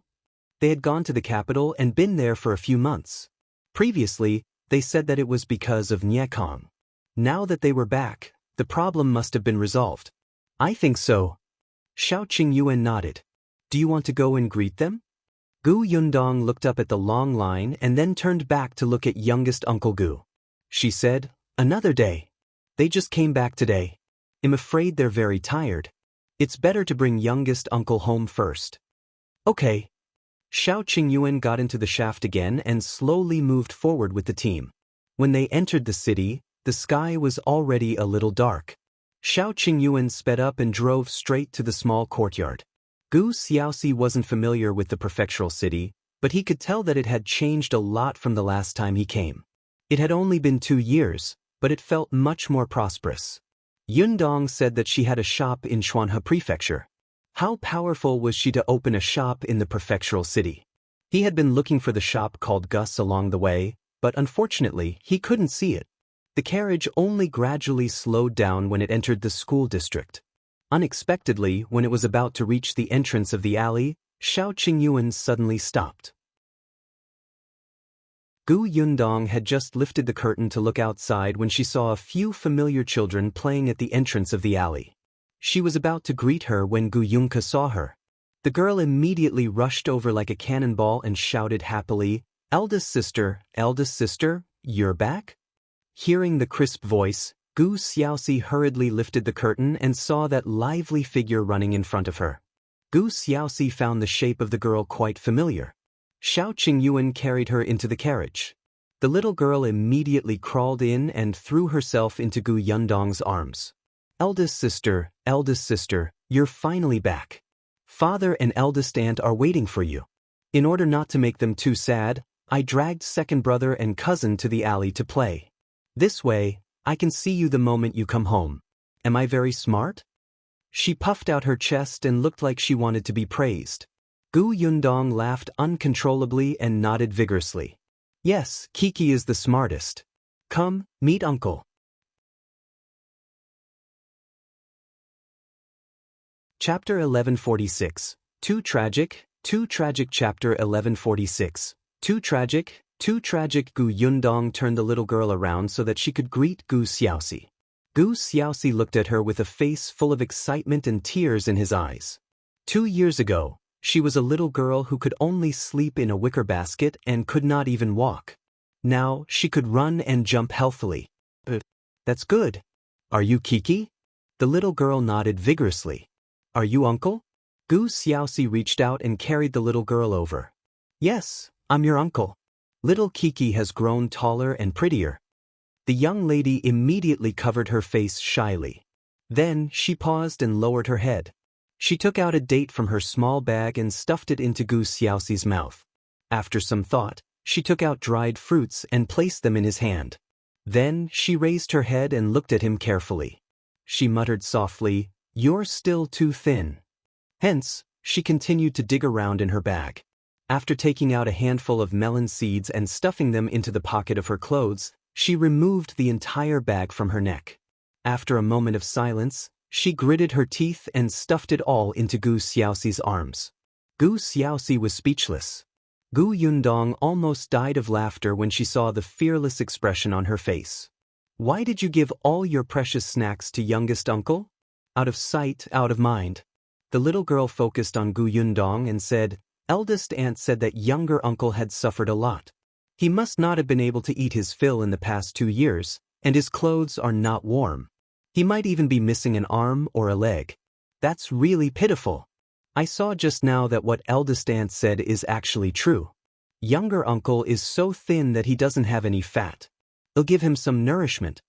As she had stuffed a date into his mouth, Gu Xiaoxi had no choice but to eat it first.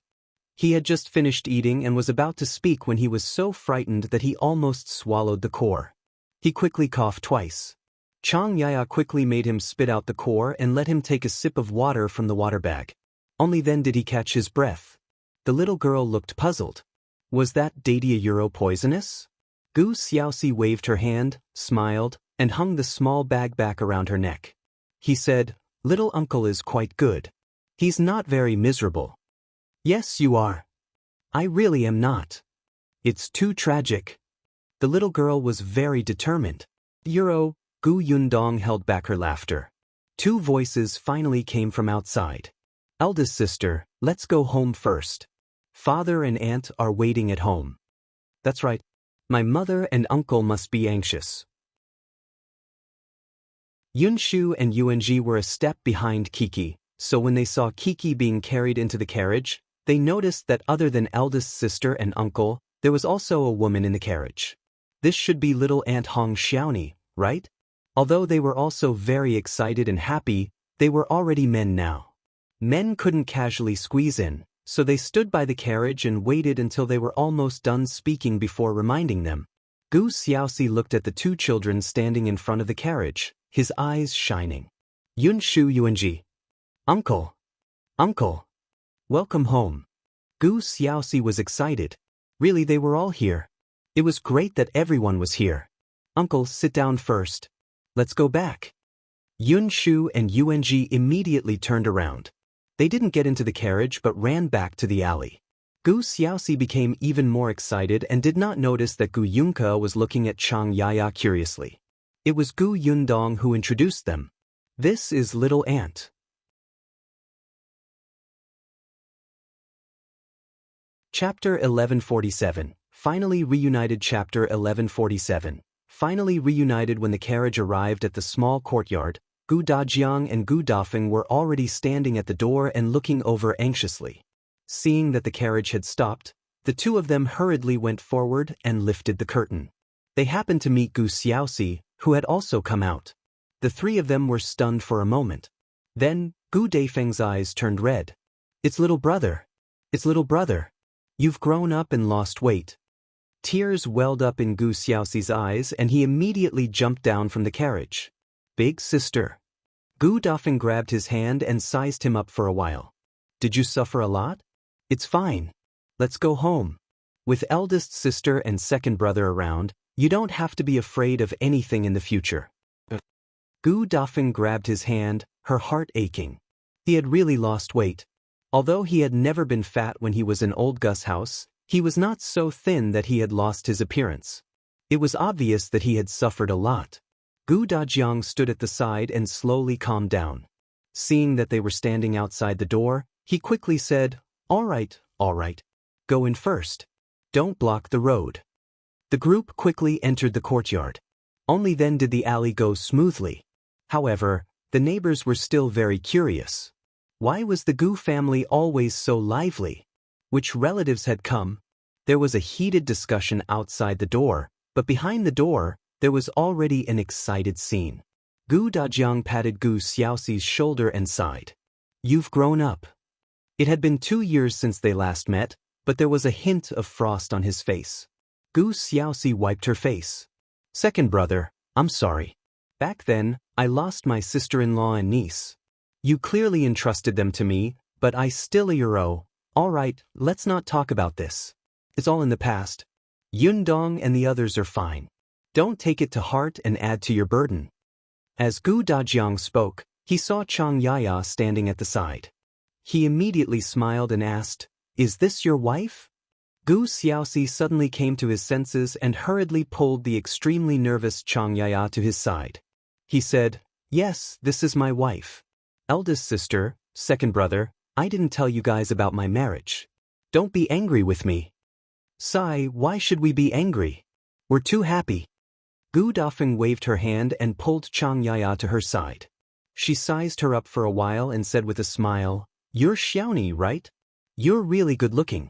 I can tell at a glance that you're a good girl. The scene fell silent. Gu Xiaoxi and Chang Yaya's expressions changed slightly. Gu Yundong coughed lightly and said, Eldest aunt, this is little aunt. Her name is Chang Yaya. Gu Dafeng was stunned, and the others were also surprised. Wait, wasn't her name Hong Xiaoni? Gu Dafeng had even specially gone to the Su family to ask Mother Su these few days to confirm that she was called Hong Xiaoni.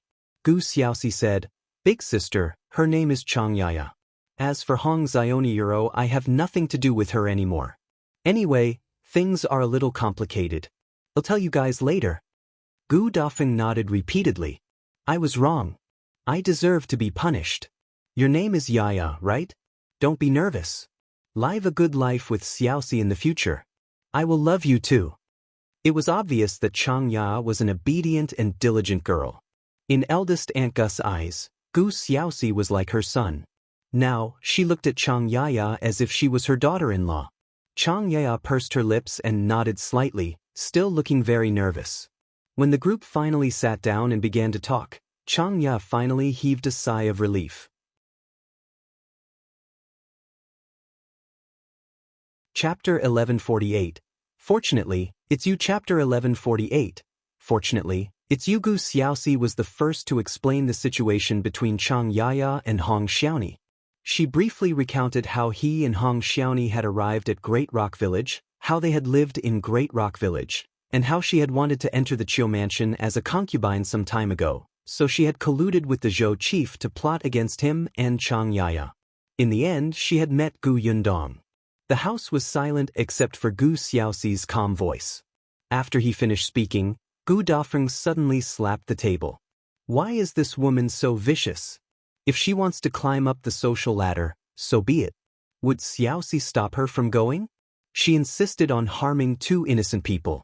Such a woman should be divorced and stay in the village for the rest of her life to drown in everyone's saliva. It's too disgusting. The others nodded, and Gu Dajiang clenched his fists.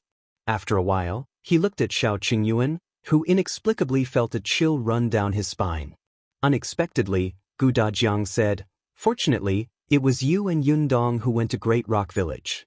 If you had brought your eldest aunt and me along, we would probably have been delayed on the way. If we were half a day late, I'm afraid we wouldn't have seen Xiaoxi again. Thankfully it was you."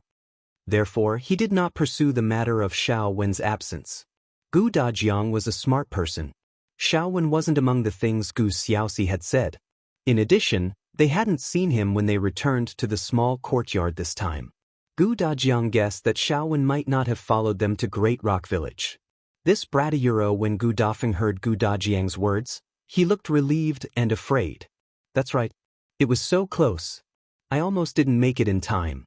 When I think about how they wanted to burn Xiaoxi to death, my heart beat rapidly. Alright, the matter is over. Now that it's a blessing in disguise, everyone is happy. Yes. In the future, if anyone bullies you, Big Sister will be the first to not let them off. The Gu family was very happy that day. Gu Xiaoxi's return meant that their family had finally reunited. As for the Gu family, other than mentioning how to bring Yuanji back, there was nothing else. There was no need for Gu Xiaoxi to know what happened to the Gu family. Gu Xiaoxi was different from Gu Dajiang and the others. Madame Zhao was his biological mother after all. Although she did not treat him well, she did not spare no effort to persecute and torture him like she did to Gu Dajiang. In any case, Gu Xiaoxi would be settled in the Xuanhe prefecture in the future. On this day, the Gu family's candles burned for the entire night without extinguishing. The joy of reuniting made them feel as if they were not tired at all. They only wanted to recount every detail during the 2 years of separation. Gu Xiaoxi knew that Gu Dajiang had passed the prefecture examination and was in second place. He knew that Gu Chiyue had tortured eldest sister and brother-in-law for an entire year before she was finally free. Now, she had already started carving wood and was selling it at the market. The business was actually not bad.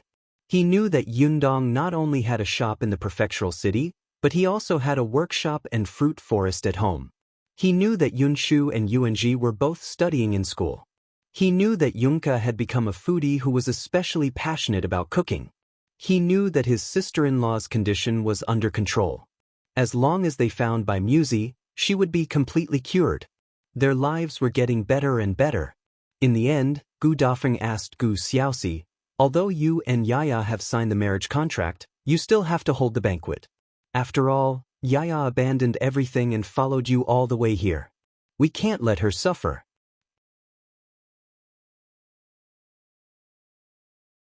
Chapter 1149. The Best Choice. Chapter 1149. The Best Choice. Chang Yaya was stunned. She looked up at Gu Dafeng in disbelief. After she followed Gu Xiaoxi and rejected Chief Chang's suggestion to hold a banquet, she never thought of wearing the wedding dress again. She did not expect that her eldest aunt would actually take the initiative to mention it. She looked at Gu Xiaoxi, who immediately nodded. I think so too. I also want to hold a banquet and let eldest sister and second brother watch us get married. Without the blessings and witness of his family, the marriage would not be perfect. Chang Yaya pursed her lips and lowered her head slightly. Slowly, the corners of her mouth curled up. Gu Dajiang glanced at Xiao Qingyuan again, and the latter's back stiffened. The frequency of his future father-in-law looking at him today was a little high. Unexpectedly, Gu Dajiang said, "There's a good day at the end of August. I've gotten someone to calculate it. It's the best and most suitable day for wedding this year. If we hold a banquet on this day, the new couple will be harmonious for the rest of their lives. I originally wanted Yundong to get married that day, but you're her uncle and have already signed the marriage contract. Why don't you get married first and let them choose another date next year? Next year. Definitely not." Xiao Qingyuan hurriedly said, "Why don't we get married together? It'll be lively. Uncle hasn't been in the Xuanhe prefecture for long, and he doesn't know many people. It's a little cold to hold a wedding banquet alone. Why don't we hold a big one? Besides, although Uncle's seniority is high, he's about the same age as me. Wouldn't it be a good thing for two couples to hold the wedding together?" Gu Dajiang looked at him with a faint smile. "It's rare to hear you say so much in one go." He did not retort and seemed to agree. Xiao Qingyuan heaved a sigh of relief and couldn't help but smile. Unexpectedly, when he and Yundong went to Great Rock Village, Uncle Gu had already chosen the date. It was already May, and there were still 3 to 4 months to the end of August. At that time, the weather had already begun to cool down, so it was not very painful. "Alright, it's getting late. Go and rest first. We'll talk later." Gu Dajiang hurried everyone to rest. It was already very late, so everyone rested in the small courtyard. They could still stay if they squeezed. Gu Yundong realized that the house was still too small. Gu Xiaoxi and Chang Yaya were in the same room. Even though they had been traveling for a day, Chang Yaya did not feel sleepy at all. After a while, she grabbed his hand and suddenly whispered, "Your brother and sister are fine. You'll get along well with them in the future." The only response she got was Gu Xiaoxi's steady breathing. She turned her head to look at him and moved her head closer to him. Gu Xiaoxi subconsciously hugged her tightly and covered her with the blanket. After a long time, a low voice sounded in the room again. "Marrying you might be the best choice I've made in my life." As everyone had chatted late the day before, it was almost noon when they woke up the next day. Gu Yundong still had to find Aunt Ku and bring Kiki along. As for Yunshu and Yuanji, they were going to attend classes at Tianhai Academy today. It was said that a rather famous teacher was coming. It was a rare opportunity for Yunshu and her brother. They couldn't miss it. Before Gu Yundong left, he asked Gu Xiaoxi, "Do you want me to bring you out for a walk?" Gu Xiaoxi thought for a moment. "All right." Hence, Gu Yundong brought the two of them into the carriage. However, just as the carriage drove out of the alley, another person entered.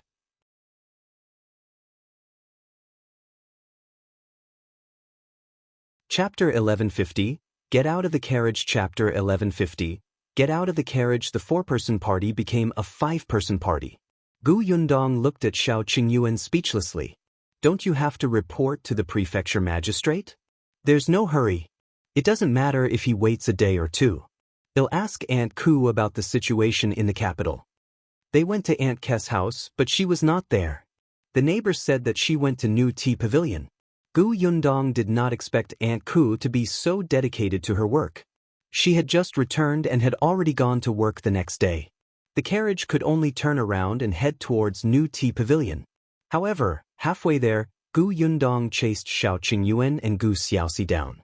Gu Xiaoxi was dumbfounded. "Why did you ask me to come down? Can't I go to that New Tea Pavilion? New Tea Pavilion only serves female guests. You're a man. What if you scare those female guests?" Gu Xiaoxi widened her eyes. "There's such a tea house?" Gu Yundong nodded. "So, let Brother Xiao show you around other places. He'll bring Aunt over to take a look. We'll have dinner at Jinxiu restaurant later." As she spoke, she got Lu Sheng to drive away, leaving Gu Xiaoxi and Xiao Qingyuan looking at each other. The two of them stood by the street for a long time before Gu Xiaoxi asked, "So, where are we going now?" Xiao Qingyun thought about it and said, Jinxiu Restaurant. Gu Xiaoxi was speechless. Wasn't it supposed to be the last place where they gathered for dinner? However, Xiao Qingyuan had already taken the lead and walked towards the Jinxiu restaurant. To bring a man shopping? Forget it, let's go to the restaurant to listen to books. It was said that the Jinxiu restaurant had also brought in storytellers recently and began to talk about the cowpox vaccination method. It was quite strange. This matter had already been a few months ago. How could it still be so popular now? Gu Yundong did not know that Xiao Qingyuan had gone straight to their destination to wait for them. She introduced the new tea pavilion to Chang Yaya. The new tea pavilion mainly entertains female guests. There are also children who like to go there and meet new friends. The little girl, who was peeling the melon seeds one by one and planning to eat them, looked up in confusion when she heard her name. Gu Yundong raised her hand and patted her head. She took away the melon seeds that Kiki had placed on the low table and stuffed them into her mouth. Gu Yunka? What happened just now? Where were her melon seeds? The most popular thing in New Tea Pavilion is milk tea. However, it's not good to drink too much milk tea. It's easy to gain weight. Therefore, the female shop assistants will remind those madams and young ladies who often order milk tea to try other things, such as flower tea, black tea, ginger tea, fruit tea, and some snacks and pastries. They're all selling well. You can try them when we reach the shop. Chang Yaya quickly shook her head. They sound very expensive. I don't want them. She had heard it clearly. Yundong said that the people who went to the shop were all madams and young ladies. It was obvious that they were rich. Their food and drinks were definitely not cheap. Kiki peeled a few more melon seeds. Just as she raised her head to rest, she replied, It's expensive if they're sold to others, but it won't be expensive for little Ant to drink. Chang Yaya liked Kiki very much and immediately asked her with a smile, Why? Because my sister owns the shop. She thought for a moment and shook her head. No, my sister owns it with someone else. Chang Yaya suddenly raised her head. She Euro opened it? As they spoke, the carriage stopped at the entrance of New Tea Pavilion.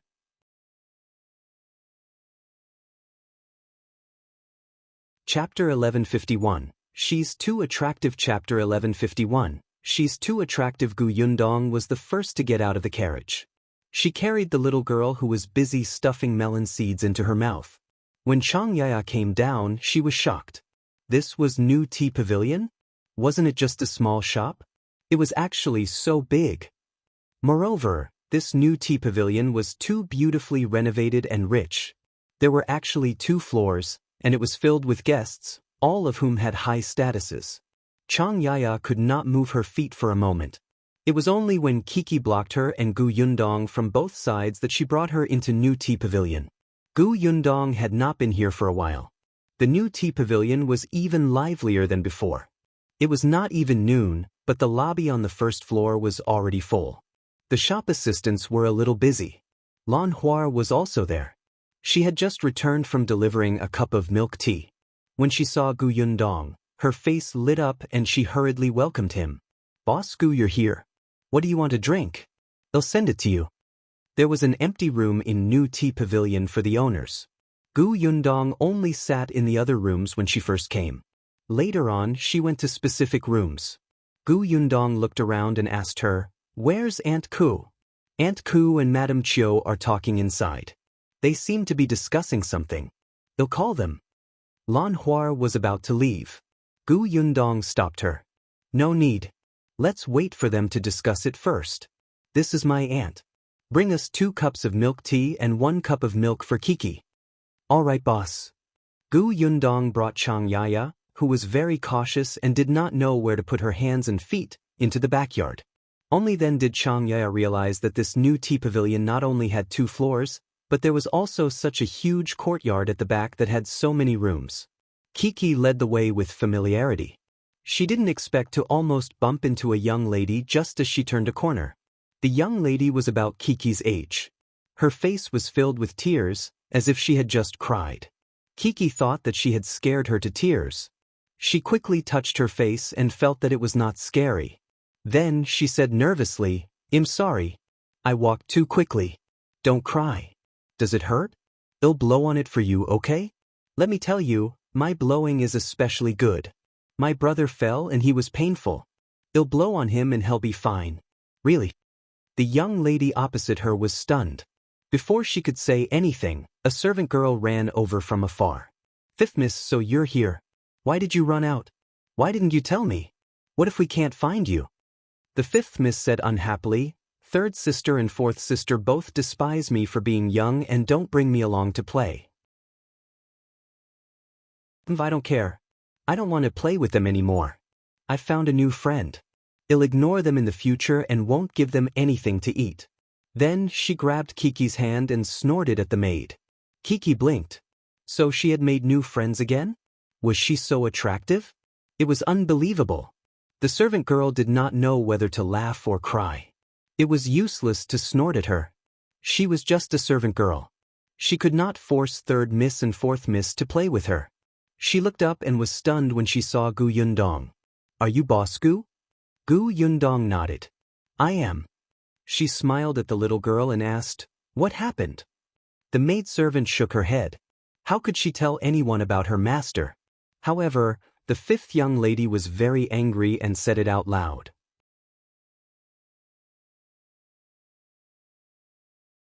Chapter 1152, Gu Yundong choked. Chapter 1152, Gu Yundong choked. My third and fourth sisters are drawing, writing, and playing chess in the house.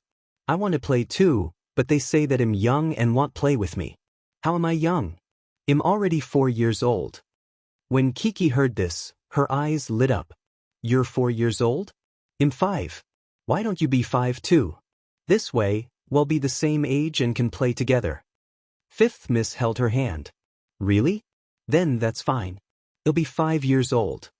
Gu Yundong was speechless. You can be however old you want? The two of them did not see the shocked expressions of the three adults present. They had already walked hand in hand to a room not far away. The maidservant suddenly reacted and hurriedly wanted to stop the fifth Mississippi. Gu Yundong immediately said, It's fine. Let her play in our room for a while. I'll watch over her. Don't worry. Butyro. Alternatively, you can follow us to the side room to watch over the fifth Mississippi. The maidservant hesitated for a moment before saying, Then I'll have to trouble Boss Gu. She did not have to take care of fifth Miss alone. Third Miss and fourth Miss were in another room. After all, Boss Gu was the owner of New Tea Pavilion. She valued the reputation and safety of New Tea Pavilion the most. With her around, nothing would happen. Gu Yundong waited for the maidservant to leave before leading Chang Yaya, who had been silent, into the room. The two young ladies in the room had already started chatting. Their words were innocent and cute, but they spoke seriously. I've already decided that I don't like my third and fourth sisters anymore. Unless they beg me, I won't talk to them. Kiki nodded. Yes, my second brother often begs me. How does he beg you? Kiki tilted her head and thought for a moment before saying, He begs me in his heart. I can hear him. Gu Yundong almost spat out a mouthful of water. You are good. Why didn't I know that there was such a superpower? Fifth Miss cried like a storm. But I can't hear third sister and fourth sister begging me. What should I do? Kiki patted her shoulder and comforted her. Let me teach you. Come, in your mind, imagine your third and fourth sisters begging you. Fifth Miss closed her eyes and thought hard. Then she nodded. I thought of it. Yes, think a little harder. Do you feel relieved now? I've vented my anger. Do you forgive them? They're forgiven. That's good. Pftiro cough, cough, cough. Gu Yundong choked in the end. She clutched her stomach and almost stood up. Her face was red. Kiki panicked and quickly ran to her. She tried her best to stand on her toes and pat her back. Big sister, are you all right? Why are you so careless? You're already so old, yet you can still choke on water. You're making me very worried. Thank you really. Gu Yundong finally calmed down and felt less uncomfortable. Unexpectedly, when she looked up, she realized that Chang Yaya was also trying her best to hold back her laughter. Ever since Chang Yaya entered the room, she did not know where to put her hands and feet. It was only when she heard the children's childish words that she slowly relaxed. She tried her best to suppress the smile on her face and gradually let go of the two children. Actually, the older children are not willing to play with the younger ones, so you can find someone of similar age and play with something else. Play with something else? What?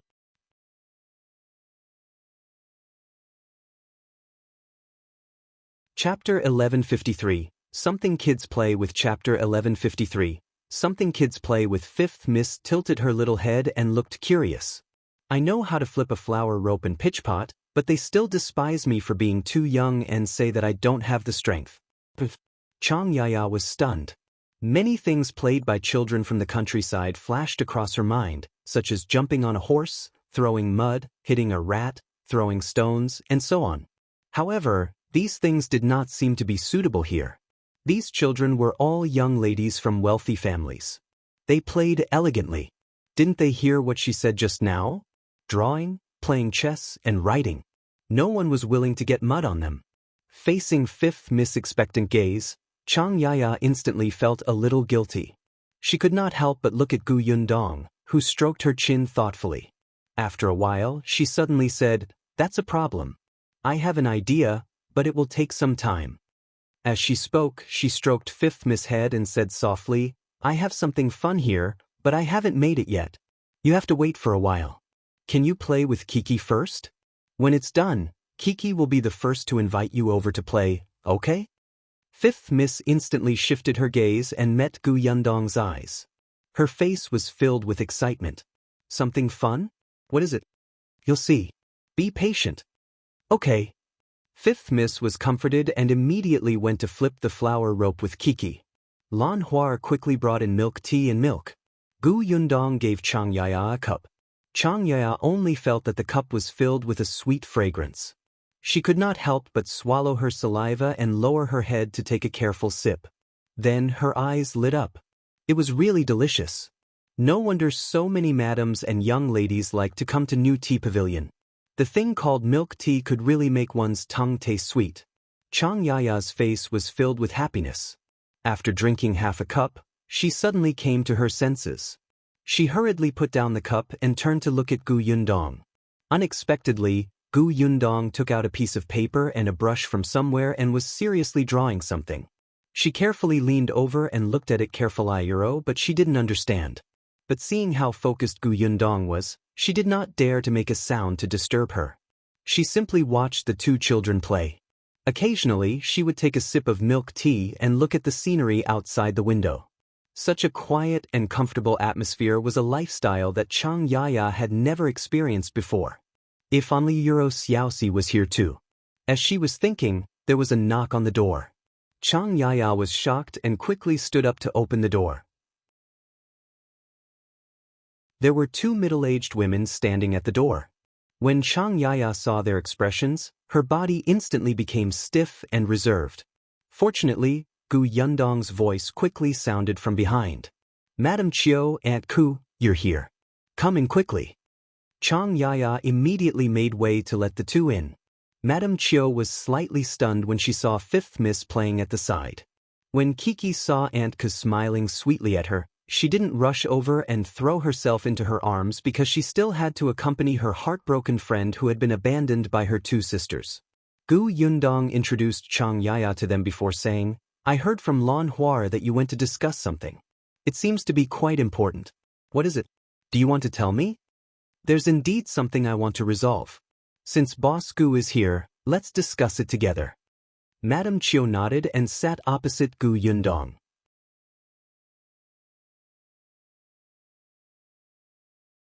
Chapter 1154, Children's Playground. Chapter 1154, Children's Playground. Gu Yundong was all ears. What surprised her was that Madam Chiu and Aunt Ku were discussing the same thing as her. Madam Chiu explained the recent situation of New Tea Pavilion. Ever since young Master Xiao became famous in the prefectural city, the business of this milk tea shop has improved. Ordinary people might not know about Xiao Qingyuan and Gu Yundong's relationship, but how could the wealthy families in the city not know? They would find out after a simple investigation, so there were especially many madams and young ladies who came to the shop. There were many wives and children. There were not many rooms that were filled with childishness. However, these young children especially liked such a room and were unwilling to give it up. Later on, Madame Chiu thought that she might as well let the children play together and let the servants watch over them. Then, there would be no need to snatch the room. However, a new problem arose. The younger children could not stay in the room for too long, especially when they saw the older young masters and young ladies drawing and reading. They felt especially bored and shouted to find their mother. After they found their mothers, because the room was too strict, they were dissatisfied again. Therefore, the backyard of New Tea Pavilion would often become chaotic, affecting the other guests. Thus, Madame Chiu started discussing this matter with Aunt Ku, who specialized in taking care of children.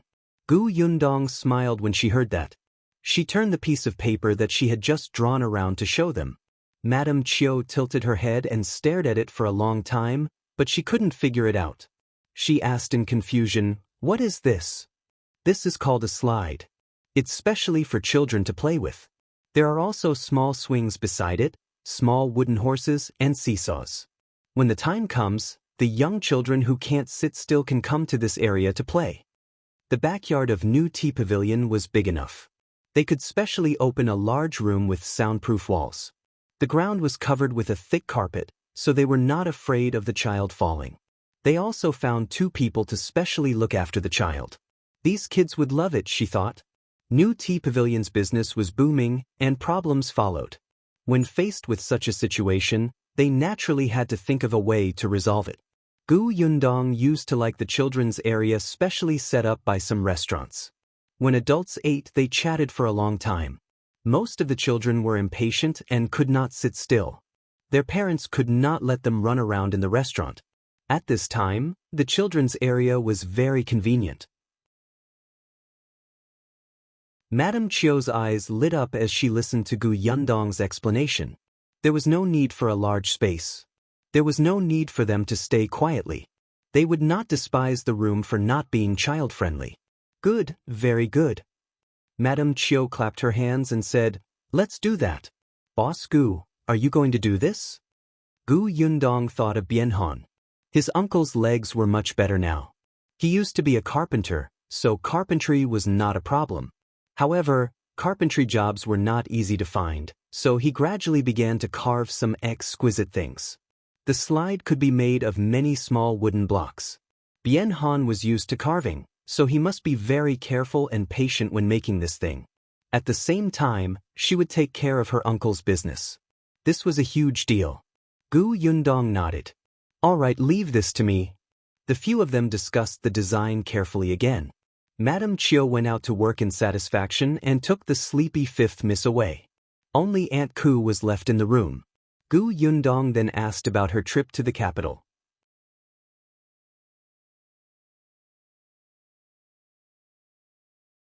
Chapter 1155. Fortunately, not long. Chapter 1155. Fortunately, not long. Aunt Ka hugged little Kiki and kissed her passionately for a while. It made her giggle for a while before she let go. Then, she talked about the reason for going to the capital. Niet Song caused some love debt in the capital. It's not a big deal. I accompanied his mother to the capital. It's fine now. As she spoke, she sighed. It's better to come back. The weather in the capital isn't suitable. Xuanhe Prefecture is more comfortable. Gu Yundong nodded. After all, I'm in the Xuanhe Prefecture. The corners of Aunt K's mouth twitched. They had not seen each other for more than half a year. Why was this woman still so shameless? She even said it in a serious and self-righteous manner without any shyness. She glanced sideways at Gu Yundong and changed the topic. By the way, Nie Shuang has taken a fancy to a suitable shop in the capital and bought it. He said that it will be used to open New Tea Pavilion in the future. I've helped to take a look. The location is indeed not bad. Do you want Feng Danning to continue to help repair it in the capital or look for it locally? They had been planning to open a New Tea Pavilion in the capital for a long time. Gu Yundong only knew Song Dejiang in the capital. Madame Dai and Nie Shuang knew many people, so they had always asked people to pay attention to suitable shops in the capital. Now that they had found it, it was naturally a happy thing. However, when it would open for business was still debatable. It was necessary to renovate it first. As for the renovatoriero, Gu Yundong said, I have to ask Uncle Feng. After all, it's a long journey to the capital. It will take a lot of time to go back and forth. Aunt Ku nodded and thought of something else. When are you and Xiao Qingyuan getting married? Ahem, the end of August. Aunt Ku raised her eyebrows. Have you chosen a date? It was chosen yesterday. Aunt Ku thought for a moment and said, with your mother's current situation, she can't prepare you for the wedding. After all, Dafeng has just arrived at the Xuanhe prefecture not long ago. There are some things she doesn't understand. If you need it, I can help you. Of course I need it. Gu Yundong had long treated Aunt Ku as her own elder. Previously, when she was away from home for a few months, it was Aunt Ku who took care of the family. Moreover, Gu Yundong knew that it was more appropriate to leave these matters to Aunt Ku. When Aunt Ku heard her answer without hesitation, she nodded and took over the matter with satisfaction. I'll discuss it with your eldest aunt and the others when the time comes. Gu Yundong quickly told her about Gu Xiaoxi and Chang Yaya. When the time came, the two pairs would get married together. Aunt Ku had an idea. Gu Yundong chatted with her for a while longer. Seeing that it was getting late, she left New Tea Pavilion with Chang Yaya and Kiki and headed for Jinxiu restaurant. When the three of them entered the room, Gu Yundong noticed that there were many peanuts and snacks on the table. More than half of them had been eaten. She was immediately curious. Have you been here for a long time? Xiao Qingyuan was calm.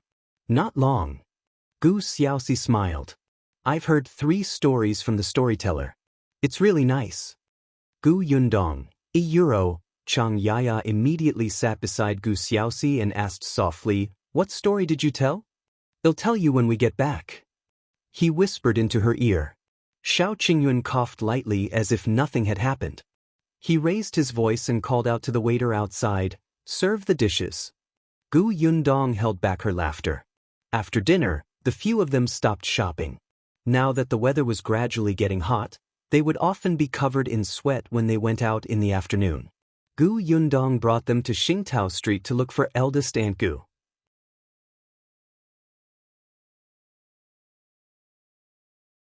Chapter 1156. Discussing business with Uncle. Chapter 1156. Discussing business with Uncle. Ever since she found out about youngest Uncle Gus' whereabouts at the Su residence, Gu Yundong had rushed home with eldest Aunt Gu. Hence, Gu Yundong had never taken a closer look at the house she rented. When she came in again, the house had changed drastically. Bien Han was a carpenter and was best at repairs. Not only did he have a few more shelves in the courtyard, but he also had 2 more benches. Eldest Aunt Gu was very happy to see them. She quickly showed them around her courtyard. Although it's rented and not very big, it's enough for the 3 of us to live in. There's also a small warehouse here with some trinkets carved by his father. Gu Yundong went to look at the carvings. Compared to the small carvings at the beginning, these carvings were more exquisite now. These wooden carvings were in sets. According to eldest Aunt Gu, these sets of wooden carvings were especially popular. There were even some customers who would customize their wood carvings when they saw that something was missing. It seemed that eldest Aunt's business was not bad. After coming out of the warehouse, Gu Yundong turned around and said to Bien Han, Uncle, I have a business deal to discuss with you. I wonder if you're interested. Bien Han was stunned. Business? Yes, I want to hire you to help me make a set of things. Bien Han immediately waved his hand. Yundong, just tell me what you want to do. I can do it immediately. You're treating me like an outsider if you talk about business. Eldest Aunt Gu also nodded at the side. That's right. You're still talking about money with Aunt and Uncle? Gu Yundong did not know whether to laugh or cry. And if I ask Uncle to do it myself, I would definitely not be polite. But this is a job in the shop. How can I take advantage of Uncle? From the shop. Gu Dafeng was surprised. New Tea Pavilion?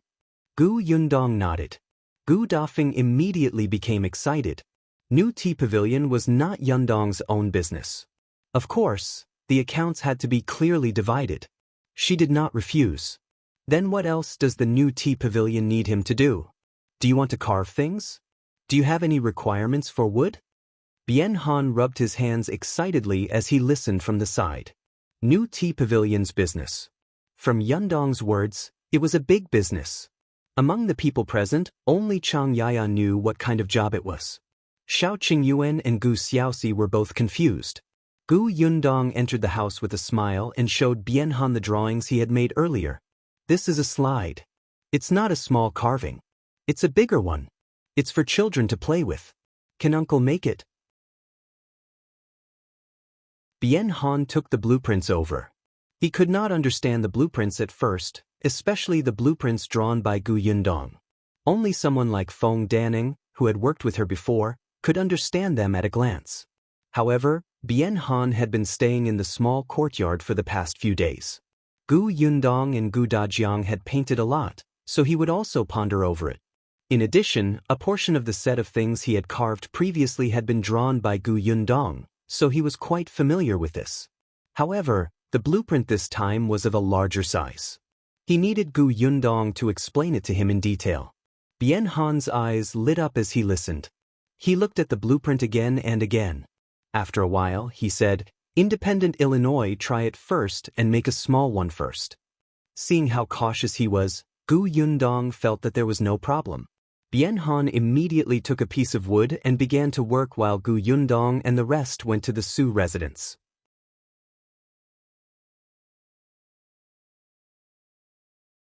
Chapter 1157, High Pay. Chapter 1157, High Pay. After returning from Great Rock Village, Gu Yundong felt that she still had to make things clear to Mother Su about Hong Xiaoni. Gu Xiaoxi also wanted to visit Mother Su. When she first came to the Xuanhe Prefecture, Mother Su had also taken care of him. Moreover, it was Mother Su who told Gu Yundong about him. That was why their family was reunited. They were truly grateful to her. Xiao Qingyuan was holding the gifts in his hand when the group entered the Su residence. Mother Su had yet to recognize Gu Xiaoxi at a glance. It was only when she heard him introduce himself that she suddenly reacted. However, she saw Chang Yaya standing beside Gu Xiaoxi. Hong Zionia Euro was not around. Mother Su was stunned for a moment until Gu Yundong told her the whole story. Mother Su was silent for a while after hearing that. In the end, she sighed and said, "I really didn't expect things to turn out like this. Fortunately, you guys went early and saved her in time." Speaking of this, Mother Su suddenly felt a little lucky. When Hong Xiaoni came to visit 2 years ago, she didn't force them to stay at her house. Otherwise, with Hong Xiaoni's character, who knew what kind of storm she would cause to the family? No matter what, everyone was happy. Gu Yundong and the rest returned to the Bien family when they were almost done in the Su family. In just one afternoon, Bien Han had already completed the small slide model. It was very exquisite and small. Gu Yundong's eyes lit up when she saw it. Kiki couldn't bear to put it down. She looked at Bien Han expectantly. The latter laughed and patted her head. "When the slide is ready, I'll give this to Kiki." "Thank you, uncle." The little girl jumped up happily. Bien Han then looked at Gu Yundong and asked, "Is this feasible?" "Of course." Not only that, Gu Yundong looked at the small model and suddenly thought of something else. The kind of small DIY house. With all the components ready, one could build the house by oneself. Gu Yundong felt that other than wood carvings, his uncle might be able to expand and make such small toys in the future. However, it was still too early to talk about this. At least, it had to wait until he finished the work at hand. She just didn't know if his uncle wanted to focus on carving or if he wanted to earn more money with more novel things. Gu Yundong looked at the slide model again and said to Bien Han, "Since there's no problem, let's talk about the salary next. I've talked to Madame Chiu about making the full set of parts like the slide swing and seesaw. The salary is 20 taels. Of course, this is our offer. Uncle can negotiate. 20 taels? And it was negotiable?" Bien Han and Gu Dafeng were both shocked. Gu Xiaoxi, who was at the side, also widened his eyes and gasped. Was the salary in the prefecture capitale Euro so high? Bien Han hurriedly shook his head. Too much. "Yundong, I know you're taking care of me, but you gave me such a high salary. It's hard for you to explain to the other owners. This is not good, not good." Gu Yundong smiled. Uncle, you're thinking too much. I didn't take care of you. This was Madame Chio's suggestion in the first place. You can ask Aunt. She heard it too. Chang Yaya immediately nodded. When she heard the price, she was also shocked. One had to know that all her savings for several years back then were only 3 taels of silver. Gu Yundong smiled. Besides, this job is not as easy as you think.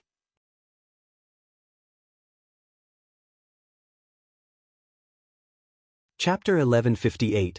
Half a month later. Chapter 1158. Half a month later. First of all, the slide and swings are for children, so they have to be very sturdy. At the very least, they have to be safe. They have to be smooth and not have wooden spikes. Secondly, this thing has to be very strong. If the wood used is even the slightest bit substandard, it can't be used.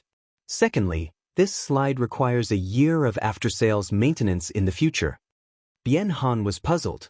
What do you mean by after-sales maintenance? You just have to check the repairs every once in a while to see if there's anything that's old and inappropriate. You have to repair and adjust it in time. Bien Han was enlightened. That's not a problem. Not to mention a year, even if it's 8 to 10 years, it'll still go. There was no need for 8 to 10 years. After all, New Tea Pavilion's business was good. When the slide was old, it would definitely be replaced generously. There's one last point.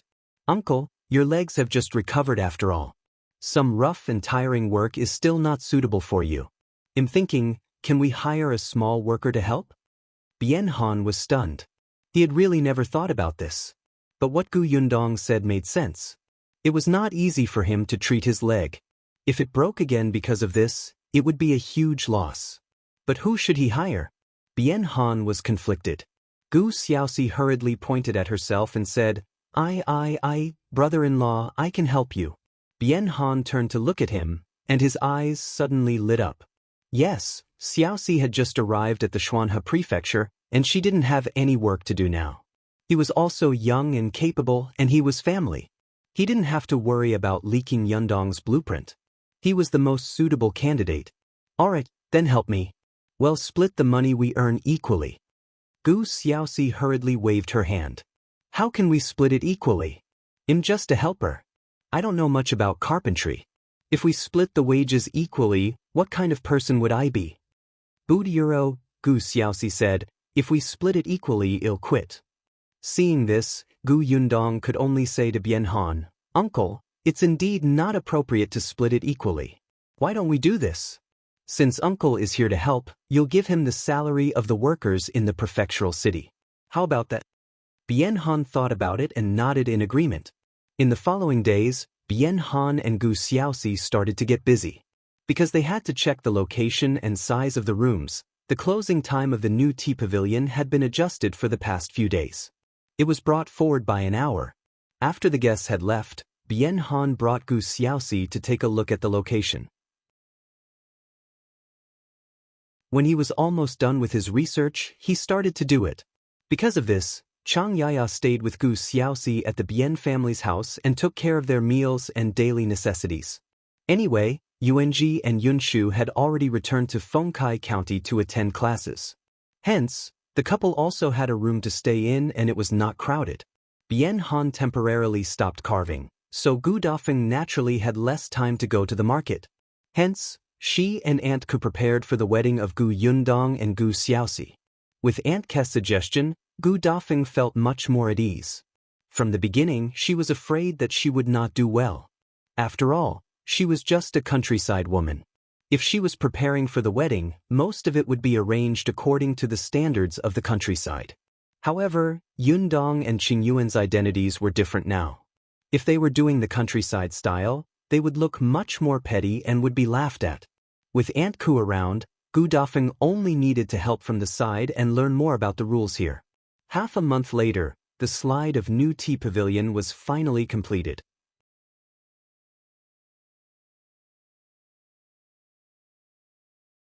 Chapter 1159, New Tea Pavilion has a new thing. Chapter 1159, New Tea Pavilion has a new thing. Madame Dai and Ye Shuang both knew about slides, but they had never seen one before.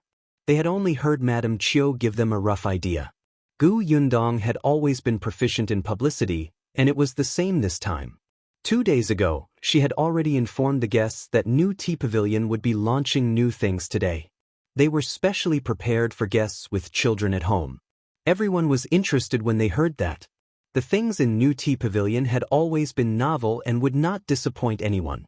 This time, it was said that Boss Gu had personally prepared it. Even Madame Dai and eldest Miss Nye had never seen it before. Driven by curiosity, both the women who were taking care of the children and the young ladies who were not married yet all appeared at the entrance of New Tea Pavilion. The slide was already in the room. Beside Gu Yundong stood the excited Bien Han and Gu Xiaoxi. After all, they were the ones who made it. They could explain it in front of everyone. Fifth Miss, who had almost bumped into Kiki that day, had also come. Now, she was holding Kiki's hand and saying proudly to her third and fourth sisters, Sister Gu said that she suddenly had this idea after hearing my words. That's why Kiki and I are the first to play. You can't compete with me, understand? Her third and fourth sisters were surprised. They didn't know that the new thing from New Tea Pavilion was actually related to their sister. When the madam and young lady heard this, they immediately became even more curious. The slide was covered with a cloth.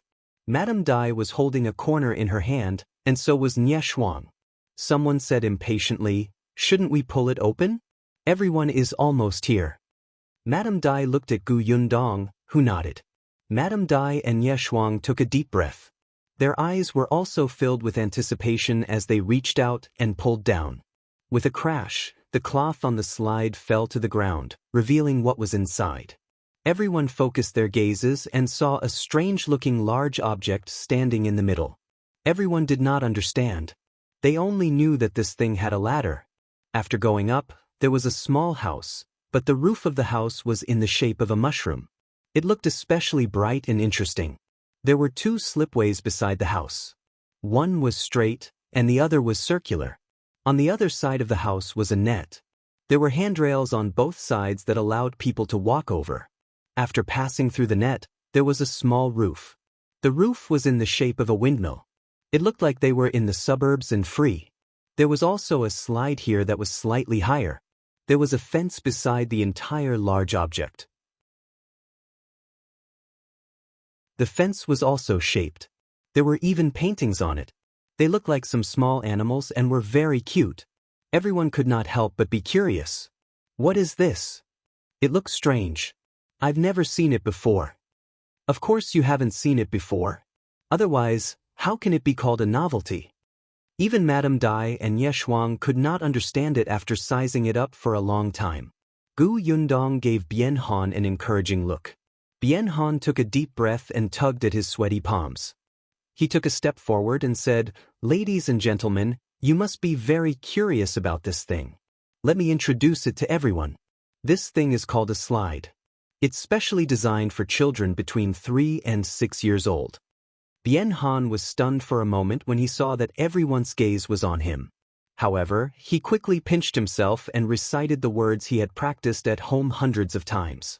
The slide allows children to exercise their physical fitness, increase the balance of their legs, and make their hands and feet more coordinated. It can also allow children to have more courage and confidence by climbing and sliding.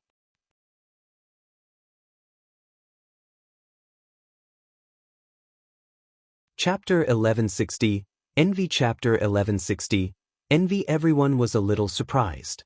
These euro had such a function? Seeing was better than hearing. Gu Yundong saw everyone's gaze and gave Kiki a look. Kiki immediately pulled Fifth Miss forward.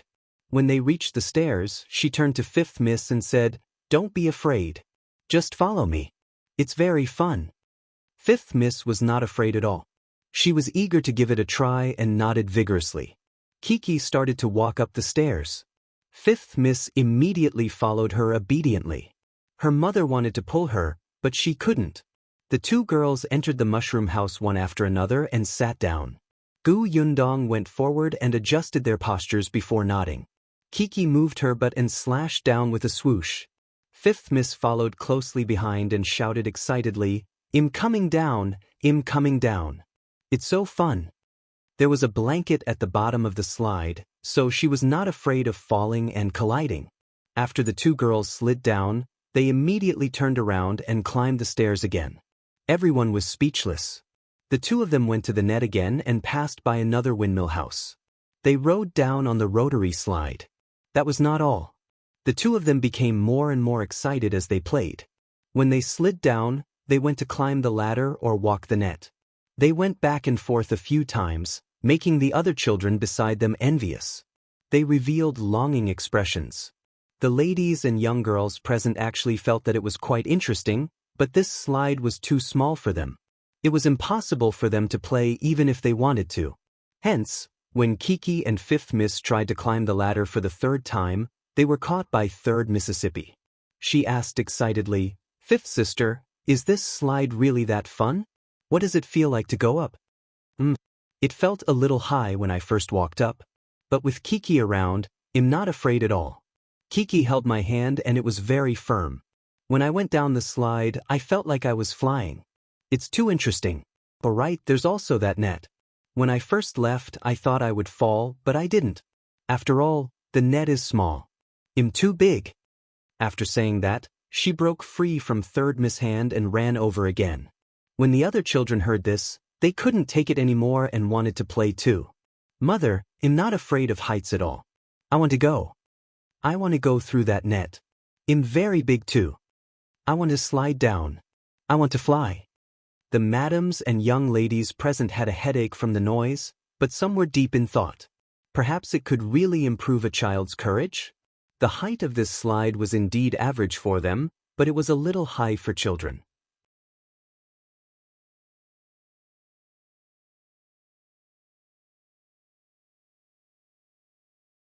Chapter 1161. Salary of 20 Taels. Chapter 1161. Salary of 20 Taels. Gu Yundong got someone to arrange for them to line up and come one by one. Then she lifted the other 3 pieces of cloth. Everyone was stunned and looked at the 3 facilities. One was a swing set. They knew this. The other was a small wooden horse. They also knew this.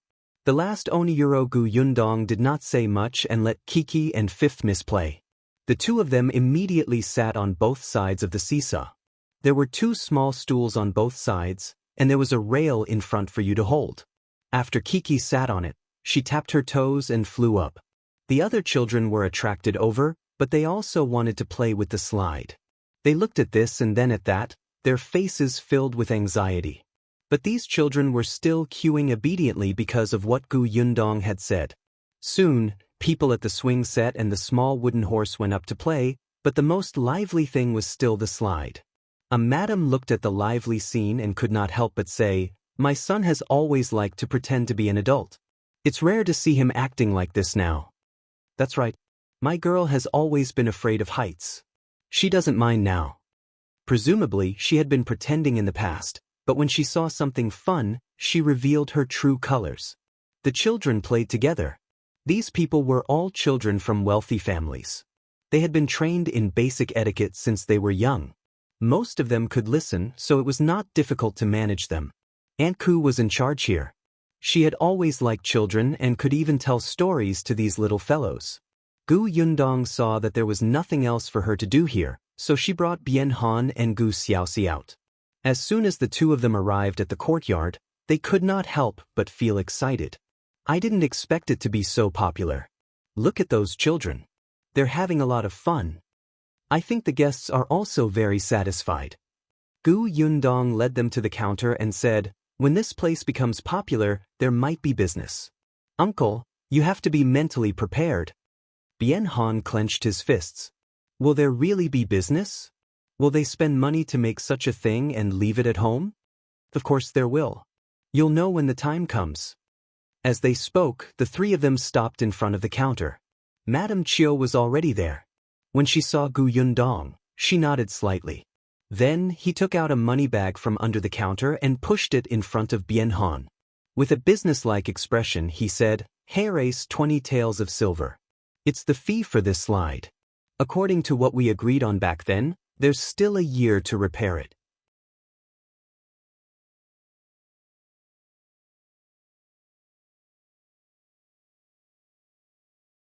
Chapter 1162. Building a House. Chapter 1162. Building a house, Gu Xiaoxi did not decline. He held the silver happily and even took a big bite. Only then did he laugh out loud. Although he had more than 100 taels of silver on him now, in the end, he did not earn them himself. Now that he had this money in his hand, he felt especially at ease. At the thought of this, he suddenly sighed again. Yundong said that there would be more business coming to my door in the future. I want to help you and you can give me a salary. Unfortunately, I have to transfer the household register to Yongfu village first and build a house. He had wanted to go back previously, but he happened to bump into Bien Han who wanted to do a slide, so he was delayed for half a month. After all, he was going to get married. How could he not have a house? At that time, wouldn't Yaya be wronged? He had money in his hands now. He could build a better one. At the mention of building a house, Gu Yundong could not help but turn to look at Bien Han. Uncle, do you want to take this opportunity to build your house? Bien Han wanted to cover it, but he hesitated. Now that they had some money in their hands, they had discussed with Dafeng before that it was best to build a house as soon as possible. Although they were renting a house in the city now, in their opinion, they had to have a root in their hometown. Mulan's grave was still in the back mountain of Yongfu village. Yuanji was also staying in the county city to study. In the future, when he returned to his hometown during the New Year and holidays, he could not stay in the Gu family forever. That would be ridiculous. What they were hesitating about was how the house should be built and how big it should be. Who wouldn't want to build a bigger, sturdier, and more imposing house? Especially when they saw the 2 green brick houses of the Gu and Xiao families, everyone in the village was envious. When Bien Han first saw it, a raging fire burned in the depths of his heart. He secretly swore that he would do the same when he built a house in the future. He had money in his hands now. Although it was not enough, Yundong had been tight on money when she was building the house. He could borrow it and work hard. And yet Bien Han could only think about it in his heart. He did not have Yundong's courage to build such a house after escaping from the famine. He did not have Yundong's ability either. Before the house was built, she had already earned enough money. He thought about building a house that was slightly larger than the one he was renting now. However, he and Gu Dafeng were still hesitating about whether to build a mud house or a brick house. Now that Gu Yundong asked, Bien Han also wanted to hear her opinion. A brick house.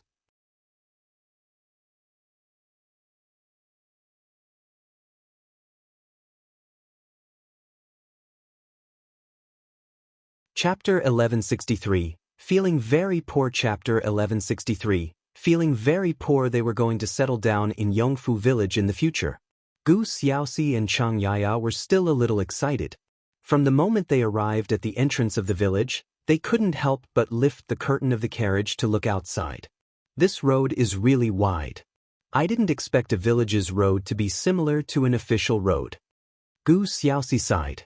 It seems that Yongfu village is much richer than Gu village. Gu Dafeng covered her mouth and laughed. This is all thanks to Yundong. Huh? Gu Xiaoxi was puzzled. Just as she was about to ask, she heard Chang Yaya's exclamation. There's actually such a magnificent house in the village. Gu Xiaoxi immediately looked in the direction of her finger and widened her eyes in shock. The carriage stopped at that moment. Gu Yundong and the rest alighted, but Gu Xiaoxi was still in a daze. Gu Dafeng walked to the carriage window and reached out to pat his head. All right, come down quickly. We're home. We're home? Gu Xiaoxi hurriedly came down. Then, she watched as Gu Dafeng and the others calmly walked into the spacious and imposing green brick house. His mouth fell open in astonishment. No, it can't be, can it? This is his brother's house?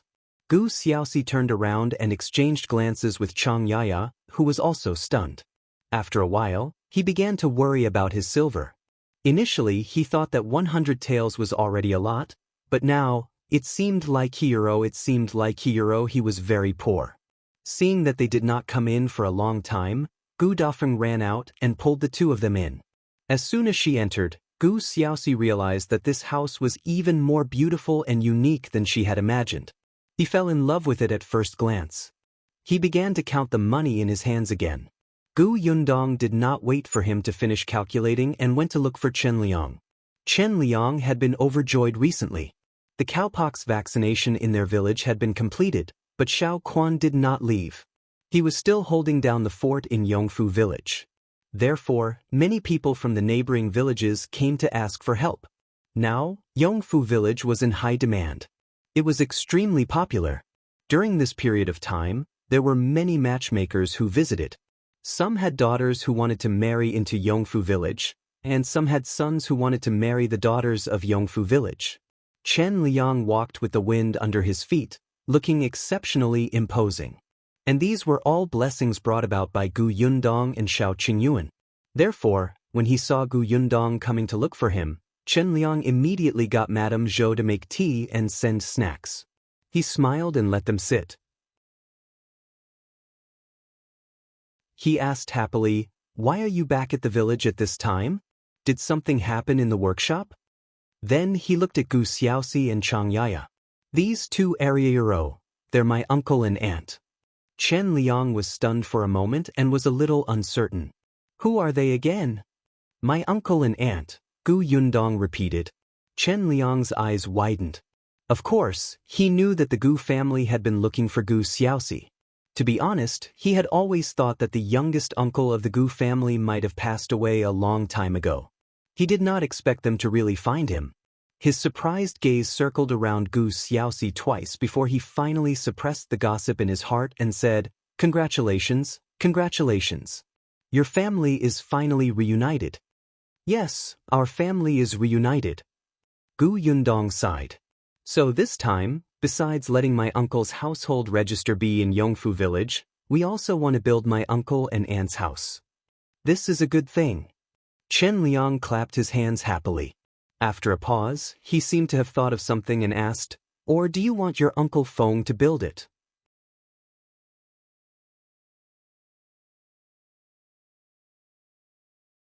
Chapter 1164. Budget for the house. Gu Yundong shook his head.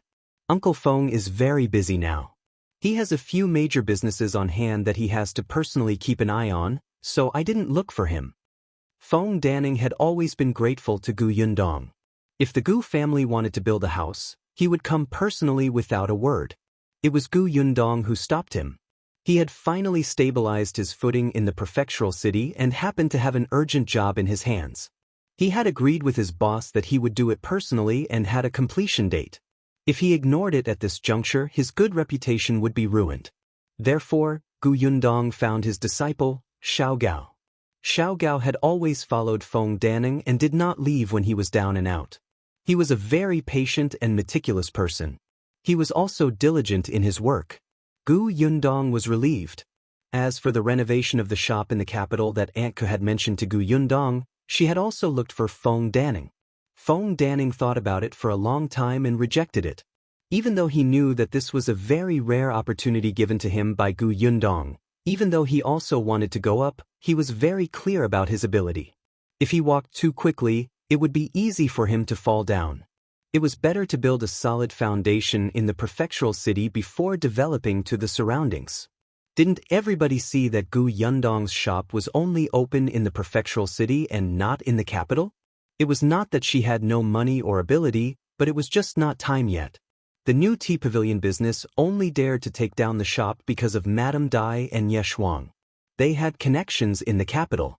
Therefore, they were still discussing finding suitable craftsmen for the renovation of new tea pavilion in the capital. Chen Liang nodded when he heard what she meant. Xiao Gao is an expert too. He knows how to be grateful. He could have finished his apprenticeship long ago. He has always been by Daning's side. It won't be a problem to hand him over. Gu Yundong nodded and told Chen Liang the start date. Then she bid farewell to Madame Zhou and returned to the Gu residence. The next day, the news that the Gu family was going to build a house spread. At this moment, farming had begun. Many people were busy, but anyone who had some free time would come and help. Gu Xiaoxi and Bianhan's house was at the foot of the mountain. Gu Yundong had bought the land in their name. The land at the foot of the mountain became extremely hot because of the newly built road. Recently, a few families had already built houses nearby. There were too many people living in the original houses, so they chose this place after splitting up. Gu Xiaoxi and Bien Han had taken a closer look at the location and were thinking about the shape of the house. After learning that the Gu family's brick house was designed and painted by Gu Yundong, Gu Xiaoxi took a brush and paper and stuffed them into her hands without hesitation. Help me draw one too. I don't need one as big as yours. Just a smaller one. He tried his best to restrain his gaze from looking at the green brick house in front of him, lest he lost control and wanted to build it bigger. Gu Yundong was amused by his bitter expression. Alright, then tell me first. How much do you plan to spend on building this house? Gu Xiaoxi counted with his fingers and gritted his teeth.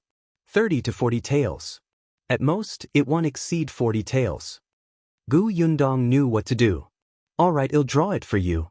Bien Han's budget was originally not as high as Gu Xiaoxi's. He did not have more than 100 taels of silver in his hands. However, there was still a fire burning in his heart. Hence, he gritted his teeth and planned to build a house like Gu Xiaoxi's. Gu Yundong nodded and began to draw. However, the next day, Bien Han returned to Xuanhe Prefecture.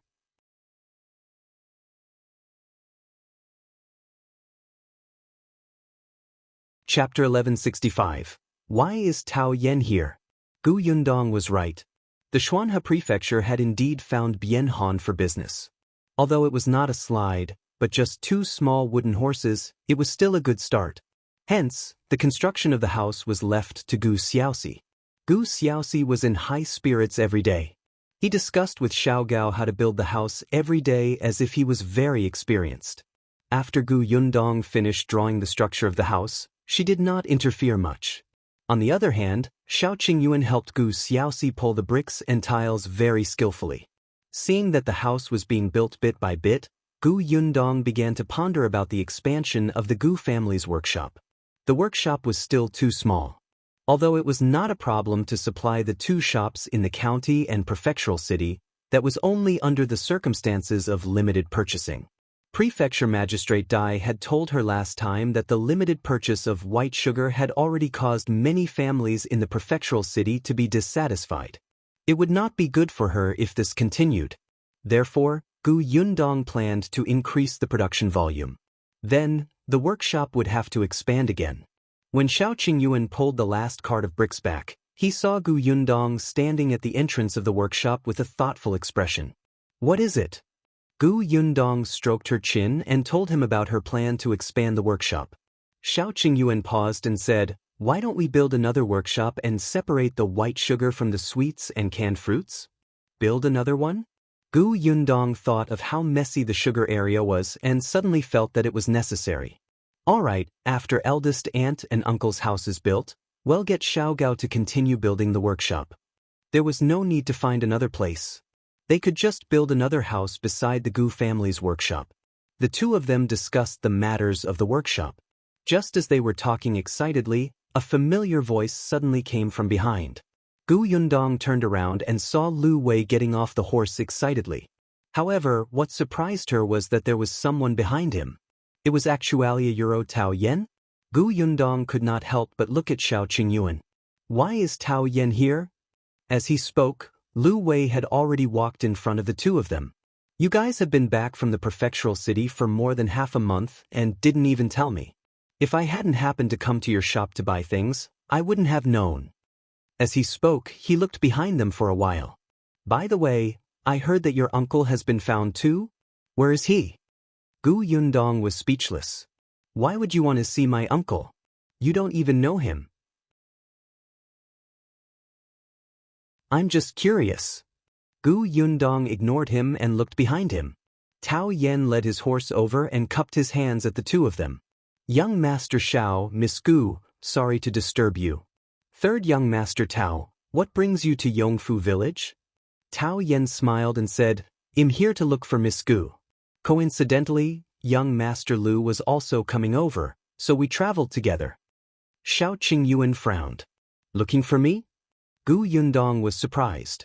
She felt that she should not have any interaction with Tao Yen. Even so, Gu Yundong still brought the 2 of them back to the Gu house. After they were served tea, Gu Yundong asked, Third Young Master Tao, why are you looking for me? I remember the last time at Jinxiu restaurant, Miss Gu took out a handkerchief and showed it to young Master Peng. You even asked about the origin of the handkerchief, right? Gu Yundong's expression tightened when she heard the handkerchief. She clenched her fists by her side. She nodded and asked, yes, why did third young Master Tao suddenly ask about the handkerchief?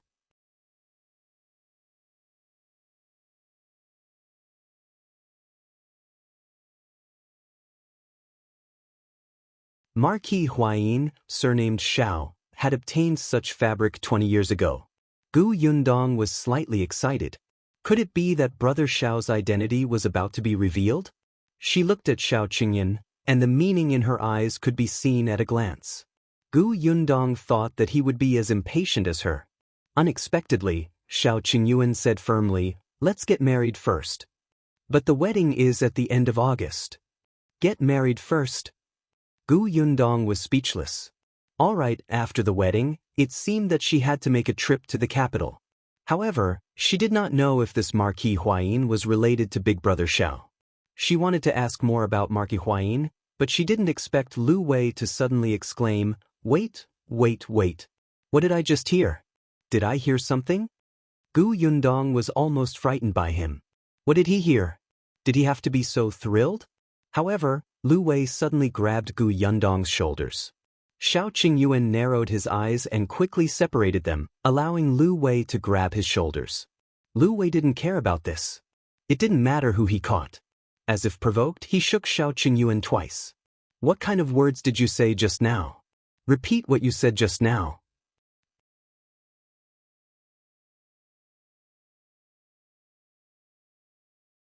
Chapter 1167. This is related to me? Xiao Qingyuan pushed Lu Wei's face away. No matter how excited he was, he couldn't spout nonsense, right?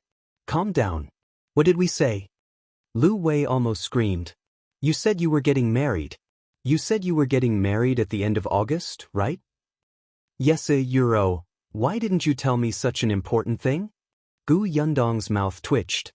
Wasn't there still some time before the end of August? Did she need to tell him so early? But seeing how agitated he was, Gu Yundong felt that it was better not to provoke him. It was Xiao Qingyuan who sneered and looked like he wanted to settle the score. Did you inform us that you were engaged? Lu Wei was speechless. He immediately felt that he was in the wrong and let go of Xiao Qingyuan's shoulder guiltily. He took a step back and said softly, it's going to be cancelled soon, all right? This time, it was Tao Yan's turn to be surprised. When did you get engaged? Why didn't we hear anything about it? Are you breaking off the engagement now? Lu Wei suddenly came back to his senses. He pulled Tao Yan up and pushed him out of the door. Why are you so nosy? Go. Don't listen to what you shouldn't. Just like that, Tao Yan was pushed out of the door. Lu Wei closed the door in front of him without hesitation. Tao Yan, Euro, Xiao Qingyuan pulled Lu Wei back and opened the door again. He said to Tao Yan, let's go to my house for a cup of tea. Tao Yan also knew that it wasn't easy to ask about Lu Wei. He didn't really want to know anything. He was just a little Euro-curious. Now that Xiao Qingyuan had given him a way out, he naturally followed suit. The two of them turned around and left. Gu Yundong raised his eyebrows and looked at Lu Wei. He said, last time, your father said that he wanted to investigate the Zhang family. Have you finished your investigation? Lu Wei nodded. When he talked about this, he was still a little indignant. You don't know this, but that Zhang family is too despicable. I'm afraid that it'll dirty your ears if I say it. Although he said that, he still explained everything about the Zhang family in detail. Gu Yundong, Euro, my ears. However, after hearing Lu Wei's words, she was really shocked. It was simply an eye-opener. She did not expect the Zhang siblings to be able to play like this.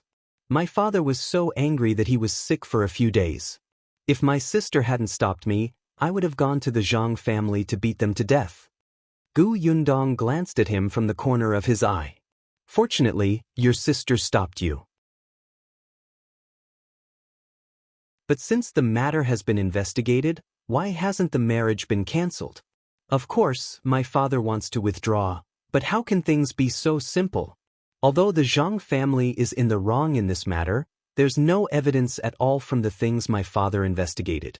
Even if we expose it to the Zhang family won't admit it. Instead, they will accuse us. Gu Yundong frowned. Since your father has found out, how can there be no evidence? Zhang Hao's wife told my father about these things. His wife couldn't possibly testify for us, so the matter was tied up. After a pause, Lu Wei continued, actually, my father also beat around the bush and hinted to old Master Zhang that our family wanted to break off the engagement, but old Master Zhang was simply hateful. He actually threatened us openly and secretly, Andiro. As Lu Wei spoke, he stopped and stole a glance at her. Gu Yundong narrowed his eyes. But, does this matter have something to do with me?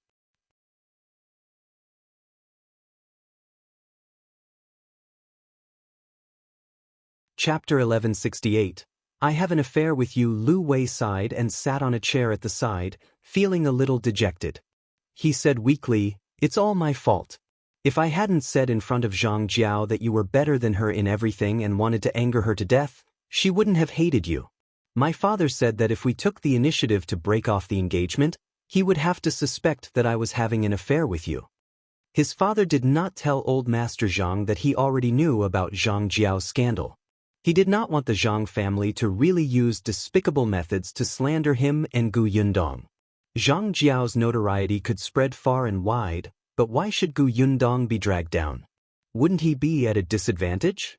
Gu Yundong, therefore, she really wanted to smash Lu Wei's head. It was fine if he used her as a shield for no reason, but he had to say such things to provoke Zhang Jiao, who was abnormal to begin with. Even if he was telling the truth, shouldn't he be more tactful? So, Uncle Lu didn't want this matter to involve me, so he couldn't cancel the engagement? Lu Wei nodded but quickly said, but don't worry, my father is thinking of ways to get evidence. He definitely won't let you get into trouble. Gu Yundong did not know what to say. She was not afraid of the Zhang family slandering her, and these things could be explained. However, she would still be plagued by trouble. Old Master Lu was thinking for her and did not want her to get involved in the Lu and Zhang family's matters. That was why he delayed the disengagement. It was just that the Zhang family was too disgusting. It seemed that they had to cling to the Lu residents. It did not matter even if they became enemies. Gu Yundong suddenly narrowed her eyes. The marriage between the two families would definitely be a good thing. Why did old Master Zhang seem to be clinging to the Lu residents? Gu Yundong reminded Lu Wei, ask your father to investigate the Zhang family again. I have a feeling that they are hiding some secrets. Yes. Lu Wei nodded. He stood up, as if his fighting spirit had been reignited. Of course, they had to continue investigating and find evidence to break off the engagement. However, after talking about the Zhang family, Lu Wei asked about her wedding with Xiao Qingyuan. Knowing that it was the end of August, he immediately began to think about what to wear that day. As Xiao Qingyuan's best brother, he would definitely come to welcome the bride on the day of the wedding. He was even thinking about how to deal with the bride when she made things difficult for him. Or should he build a good relationship with Gu Yundong's brother in advance? By the way, wasn't her brother Gu Yunshu? He was studying in the same school as Louis. He wanted Lu Yi to be a spy and find out if Gu Yunshu had any strange ideas to make things difficult for them. His thoughts were wandering. When Tao Yen came back with Xiao Qingyuan, he finally looked serious. Tao Yen glanced at him and didn't say anything. The two of them did not stay in the Gu house for long. Lu Wei came over to tell Gu Yundong about the Zhang family. After dinner, Lu Wei saw Gu Xiaoxi and finally left in satisfaction. Just as they left, Gu Xiaoxi was about to talk about the progress of building the house. Unexpectedly, just as he opened his mouth, Gu Yundong pulled Xiao Qingyun into the house with a serious expression. Gu Xiaoxi was speechless. Can't you see that I'm an adult? He went to look for his wife resentfully. At this moment, Gu Yundong asked Xiao Qingyuan in a low voice, what did you say to Tao Yen? Did he say why he specially came over to tell us about the fabric?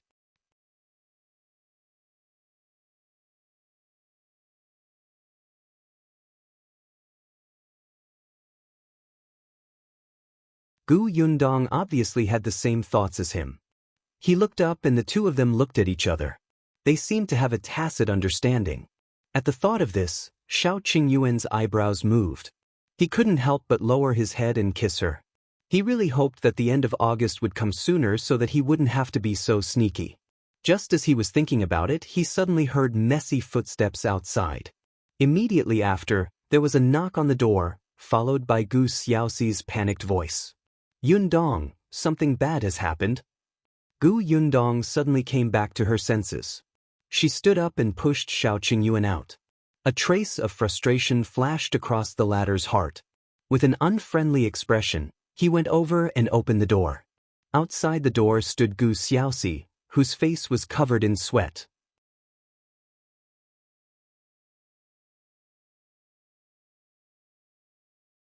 Chapter 1170, Pregnant Xiao Qingyuan frowned. What happened? Gu Xiaoxi looked like he was about to cry. Yaya suddenly vomited. Then her face turned pale and she fainted. When Gu Yundong heard this, she hurriedly got up and walked out. Why did she faint? Gu Xiaoxi shook his head. I don't know. At first, I thought she ate something bad, but why would she faint? As he spoke, he turned around and led the two of them quickly to his room. When they entered the house, they realized that Chang Yaya was indeed lying on the bed with a pale face. Beside her was Shinsidian, who had also heard the commotion and came over. She held a towel in her hand and was wiping the corners of Chang Yaya's mouth. Seeing Xiao Qingyuan coming over, she quickly took 2 steps back to make room for him. Xiao Qingyuan was now half a doctor. He could treat ordinary symptoms or take pulses. After all, he had stayed with more than 100 doctors in the Million Gold Pavilion for a few months. He did not forget anything he needed to learn. He sat on the stool by the bed and reached out to take Chang Yaya's pulse. Gu Xiaoxi watched worriedly from the side. She was so nervous that her hands were intertwined. After a while, Xiao Qingyuan retracted his hand and frowned in deep thought. How is it? Gu Xiaoxi asked nervously. Is there something wrong with her body? Yaya has suffered a lot in the past and her health has always been bad. Is it now? Xiao Qingyuan didn't say anything and reached out to take her pulse again. Gu Yundong hurriedly held Gu Xiaoxi back and told her not to speak. The room was silent except for the shallow breathing of the few of them. It was only when Xiao Qingyuan retracted his hand that the 3 of them looked at him steadily. She should be pregnant, Xiao Qingyuan said. He was actually a little uncertain. It seemed that she hadn't been pregnant for long, and the baby's pulse was faint. The 3 people in the room were speechless. What did they just hear? Chang Yaya was pregnant. Gu Xiaoxi was stunned. His entire body froze as he stood there motionlessly. When Gu Yundong finally reacted, he suddenly pushed him and said happily, Uncle, are you stupid? Brother Xiao just said that auntie is pregnant. Gu Xiaoxi turned his head around in a daze and blinked. So I didn't hear wrongly just now? I'm going to be a father? My wife is pregnant? Yes. Shinsidian smiled. Congratulations. The corners of Gu Xiaoxi's mouth were wide open as he suddenly rushed to the bed. Yaya, he stopped mid-sentence and turned to ask Xiao Qingyuan worriedly, but why did Yaya faint? She even fainted when she was pregnant. Will she be all right? When will she wake up? It's fine. She'll wake up soon. She fainted because her body was weak to begin with, and she didn't receive good care because of the cold. She was too tired from building the house these few days, so she fainted. Only then did Gu Xiaoxi relax. Xiao Qingyuan thought for a moment and said, but she hasn't been pregnant for long. It's better for you to take her to the county city's medical center and find an experienced doctor to take a look and confirm it. Xiao Qingyuan didn't know much about gynecology. However, it seemed that he had to pay more attention to this aspect in the future so that Yundong could receive better care in the future. It was unknown if Gu Xiaoxi had heard Xiao Qingyuan's words, but he just nodded vigorously and looked at Chang Yaya carefully. Then, he looked at her belly and smiled foolishly.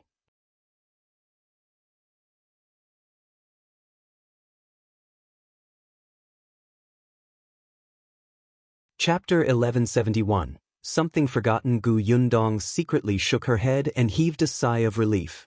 Uncle, take good care of little aunt first. Nourish her well later. Don't let her go to the new house for the time being. Gu Xiaoxi kept nodding. Gu Yundong thought that she should wait for Chang Yaya to wake up first. The three of them left him to take care of her and turned to leave the room. As soon as they walked out of the door, she saw Tong Shuitao walking over with a child in her arms.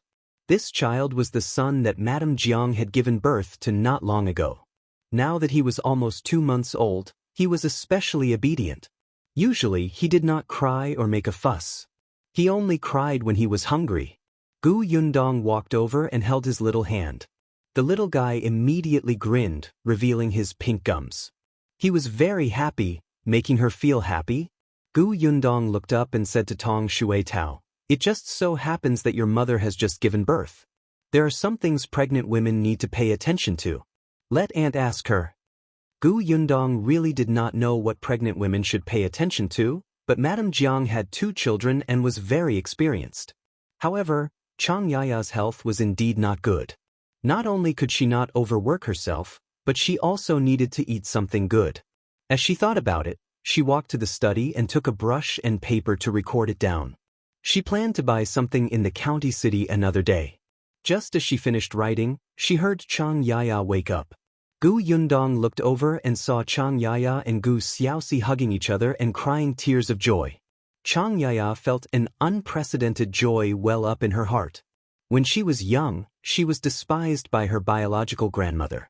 After her reputation was completely ruined, she thought that she might be alone in the future and it would be impossible for her to get married again. Unexpectedly, a calamity had caused her to meet Gu Xiaoxi. It was a blessing in disguise that she had found such a husband who doted on her. The Gu family was even easier to get along with. They were afraid that she would have no relatives by her side alone, so they took special care of her. She was about to have her own house and home. Initially, they thought that they couldn't be happier. They did not expect their child to arrive so quickly. Chang Yaya felt that if all the hardships she had suffered in the past 16 years could be exchanged for her current happy life, it would be worth it. Xiao Qingyuan endured it and said, "She's pregnant. It's best not to have too many emotional fluctuations. She just needs to cry." Gu Xiaoxi came back to her senses and quickly let go of Chang Yaya to wipe her tears. Yes. Don't cry anymore. This is a good thing. You're not in good health to begin with. They'll brew some pregnancy stabilizing medicine for you later. You have to drink it obediently. Don't go to the new house. With me around, there will definitely be no problem. Chang Yaya nodded obediently. Gu Xiaoxi touched her stomach and became excited again. "Oh right, I have to send a letter to my eldest sister and second brother. They'll definitely be very happy. They might even return to Yongfu village."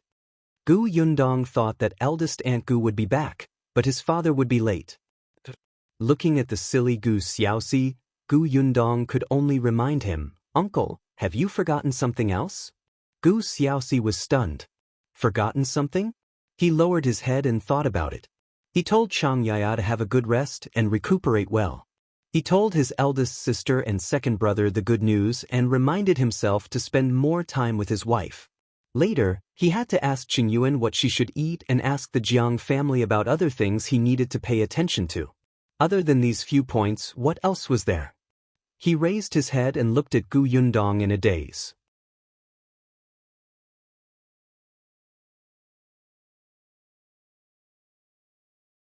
Chapter 1172, Celebration. Gu Yundong sniggered in her heart.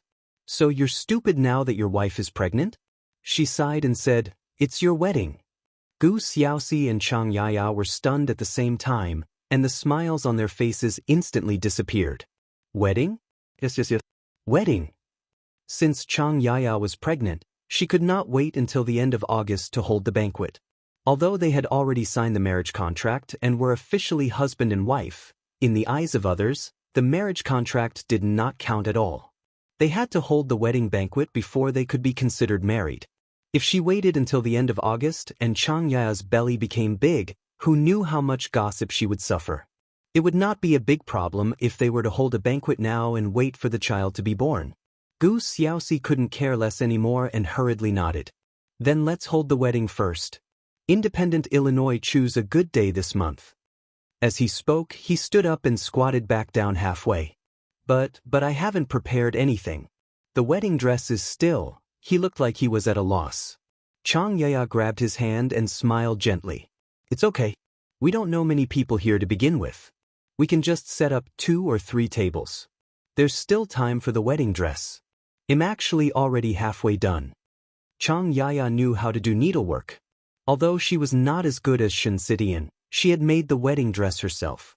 From the first day she decided to set up the wine, she had already started sewing happily. Gu Xiaoxi nodded repeatedly. He would agree to anything she said. Gu Yundong saw that they were discussing, so there was not much of a problem. Next, it was time to decide on the date of their wedding. It was not far away. Half a month later, Gu Yundong wrote a letter and asked Chen Jinbao and the others to bring it to the prefectural city for eldest aunt and her parents. As expected, the next day, Gu Dafeng carried her luggage and rushed back with the delivery team. It wouldn't be too late for Gu Dajiang to come back a few days before their wedding. As soon as Gu Dafeng arrived, she instructed Gu Xiaoxi, "Get Xiao Gao and the rest to build your room first. This house is already more than halfway up. In the next half a month, they'll specially build your room. You'll definitely be able to live there before you get married." The wedding had to be held in their own house. If it was in the Gu family, it would be terrible. Originally, Gu Xiaoxi and Gu Daifeng's houses were built together. Both families were already halfway up. In this day and age, there was no such thing as formaldehyde.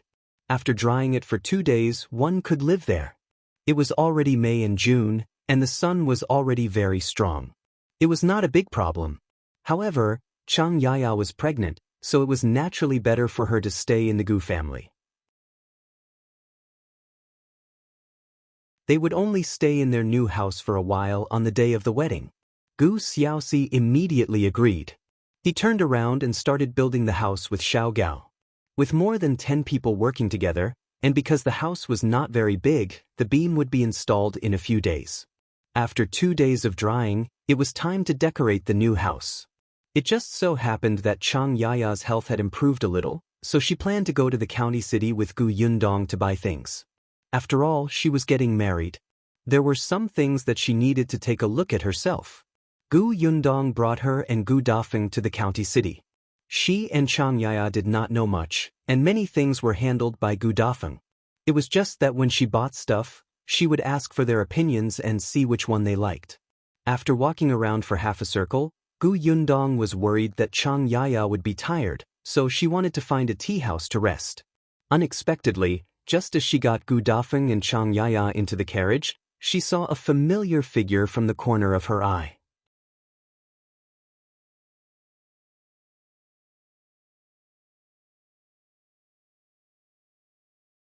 Chapter 1173, Affair? Gu Yundong narrowed her eyes and said to Tong Shuitao, "Take my eldest aunt and little aunt to the tea house to rest first. Order something to eat. They'll be back soon." As she spoke, she quietly followed the figure. When Gu Dafeng and Chang Yaya stuck their heads out, they only had time to see her back.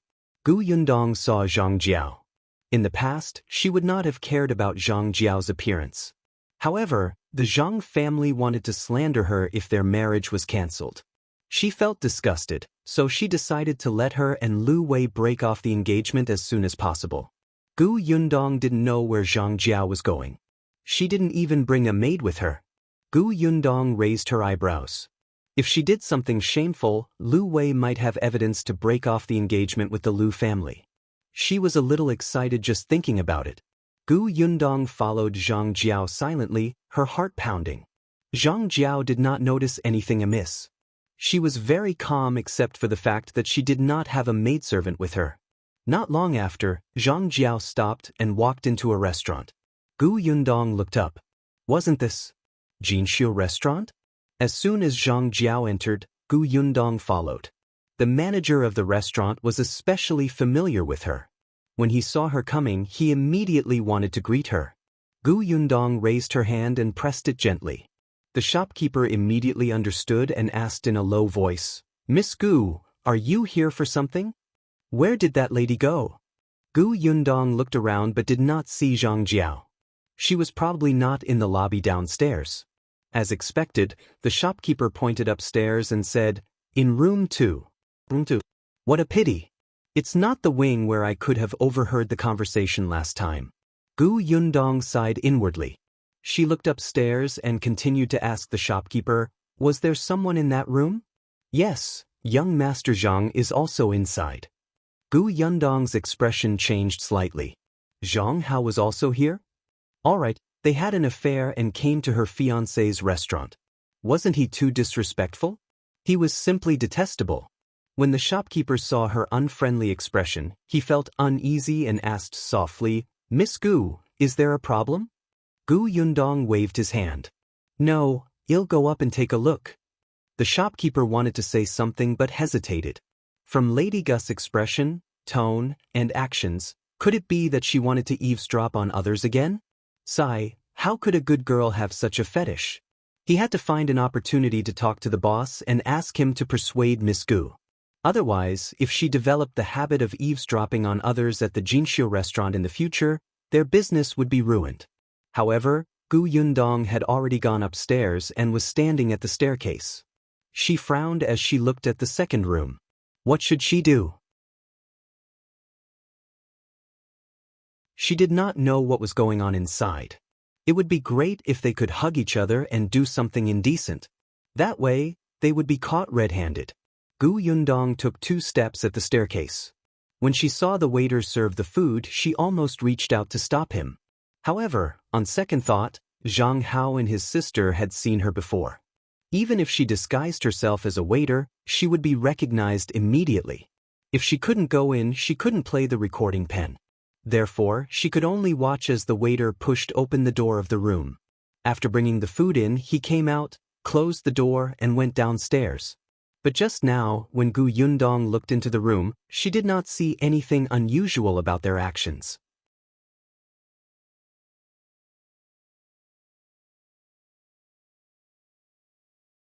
Chapter 1174. Very strange siblings. Gu Yundong secretly felt that it was a pity.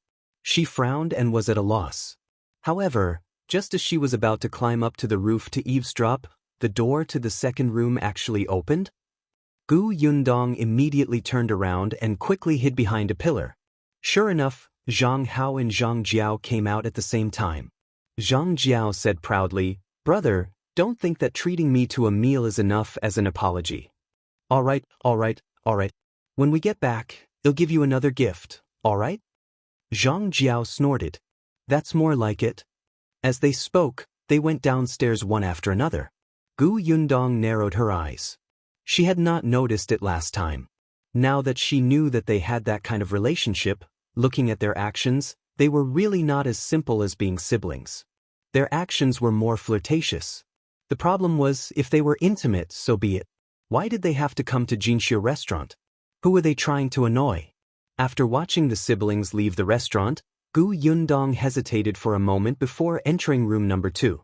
The moment she entered, the first thing she saw was the table of dishes. That's right. They came out not long after the dishes were served. That was strange. What was the point of ordering food and not eating it? Could it be that they came to the restaurant to talk? But in such a short period of time, they could not say much. It was very strange. Very strange. Gu Yundong glanced at the dishes on the table but could not see anything. She then looked around the entire room and felt that there was nothing unusual. It was a very ordinary room. Gu Yundong was observing when footsteps suddenly came from outside. She subconsciously wanted to hide, but after looking around, she couldn't find a place to hide.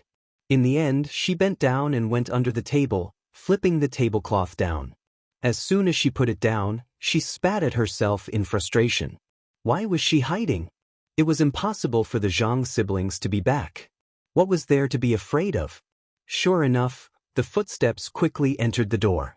Immediately after, the waiter's suspicious voice sounded. They didn't eat much on this table. What a waste. Before he could finish speaking, another waiter seemed to come in and said with a smile, "It doesn't matter. It's better if they don't eat it. Let us eat it. Look at this chicken. It hasn't been touched at all. It was personally cooked by the master. Let's split it half each. We can bring it home at night and heat it up for the family at home to try." That's true. Gu Yundong hid under the table. Should she go out or not? It seemed very awkward to go out. The two young men had just discussed bringing the leftovers home, but they did not expect her to hear them.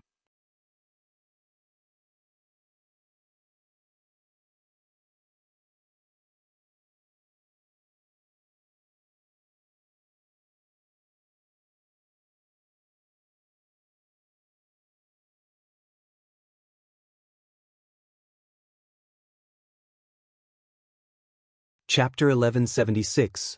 A woman who had an affair? Gu Yundong was anxious about the person who left, so he glared at the waiter and said, "You didn't see anything just now, did you hear that? If you dare to say that you saw me, you'll get Lu Wei to fire you and let you go home to eat your own food." Then she left in a hurry. The waiter looked like he wanted to cry but had no tears. He would not tell anyone.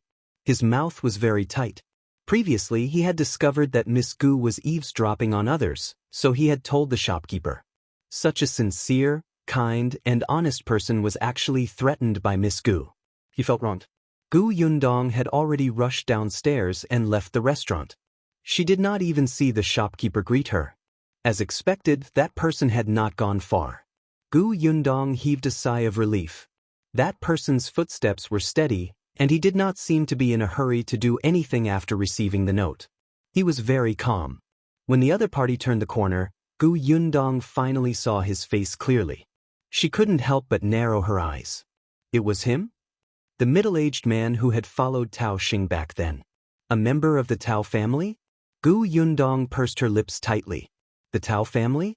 The Zhang family? Tao Xing, Master Tao, Zhang Hao, Zhang Jiao.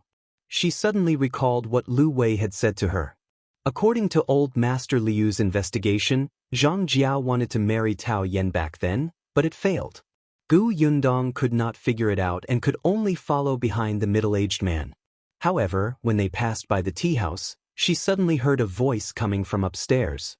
She looked up and saw Tong Shuetao, who was drinking tea with Gu Dafeng and Chang Yaya on the second floor, greeting her. Gu Yundong immediately pressed her hand down. Tong Shuetao immediately understood and quickly turned around to go downstairs. Gu Yundong did not stop. She was still following behind the middle-aged man. Tong Shuetao ran a few steps before catching up to her. "Miss, what are you doing?" "I'm going to investigate something. Send my eldest aunt and little aunt back later. I'll go home myself. Don't worry about me." "Investigate something?" Tong Shuetao was eager to try, her eyes sparkling. "Miss, do you need my help?" "You're helping me by sending eldest aunt and little aunt back." Gu Yundong waved her hand. "All right, let's go." "Oh."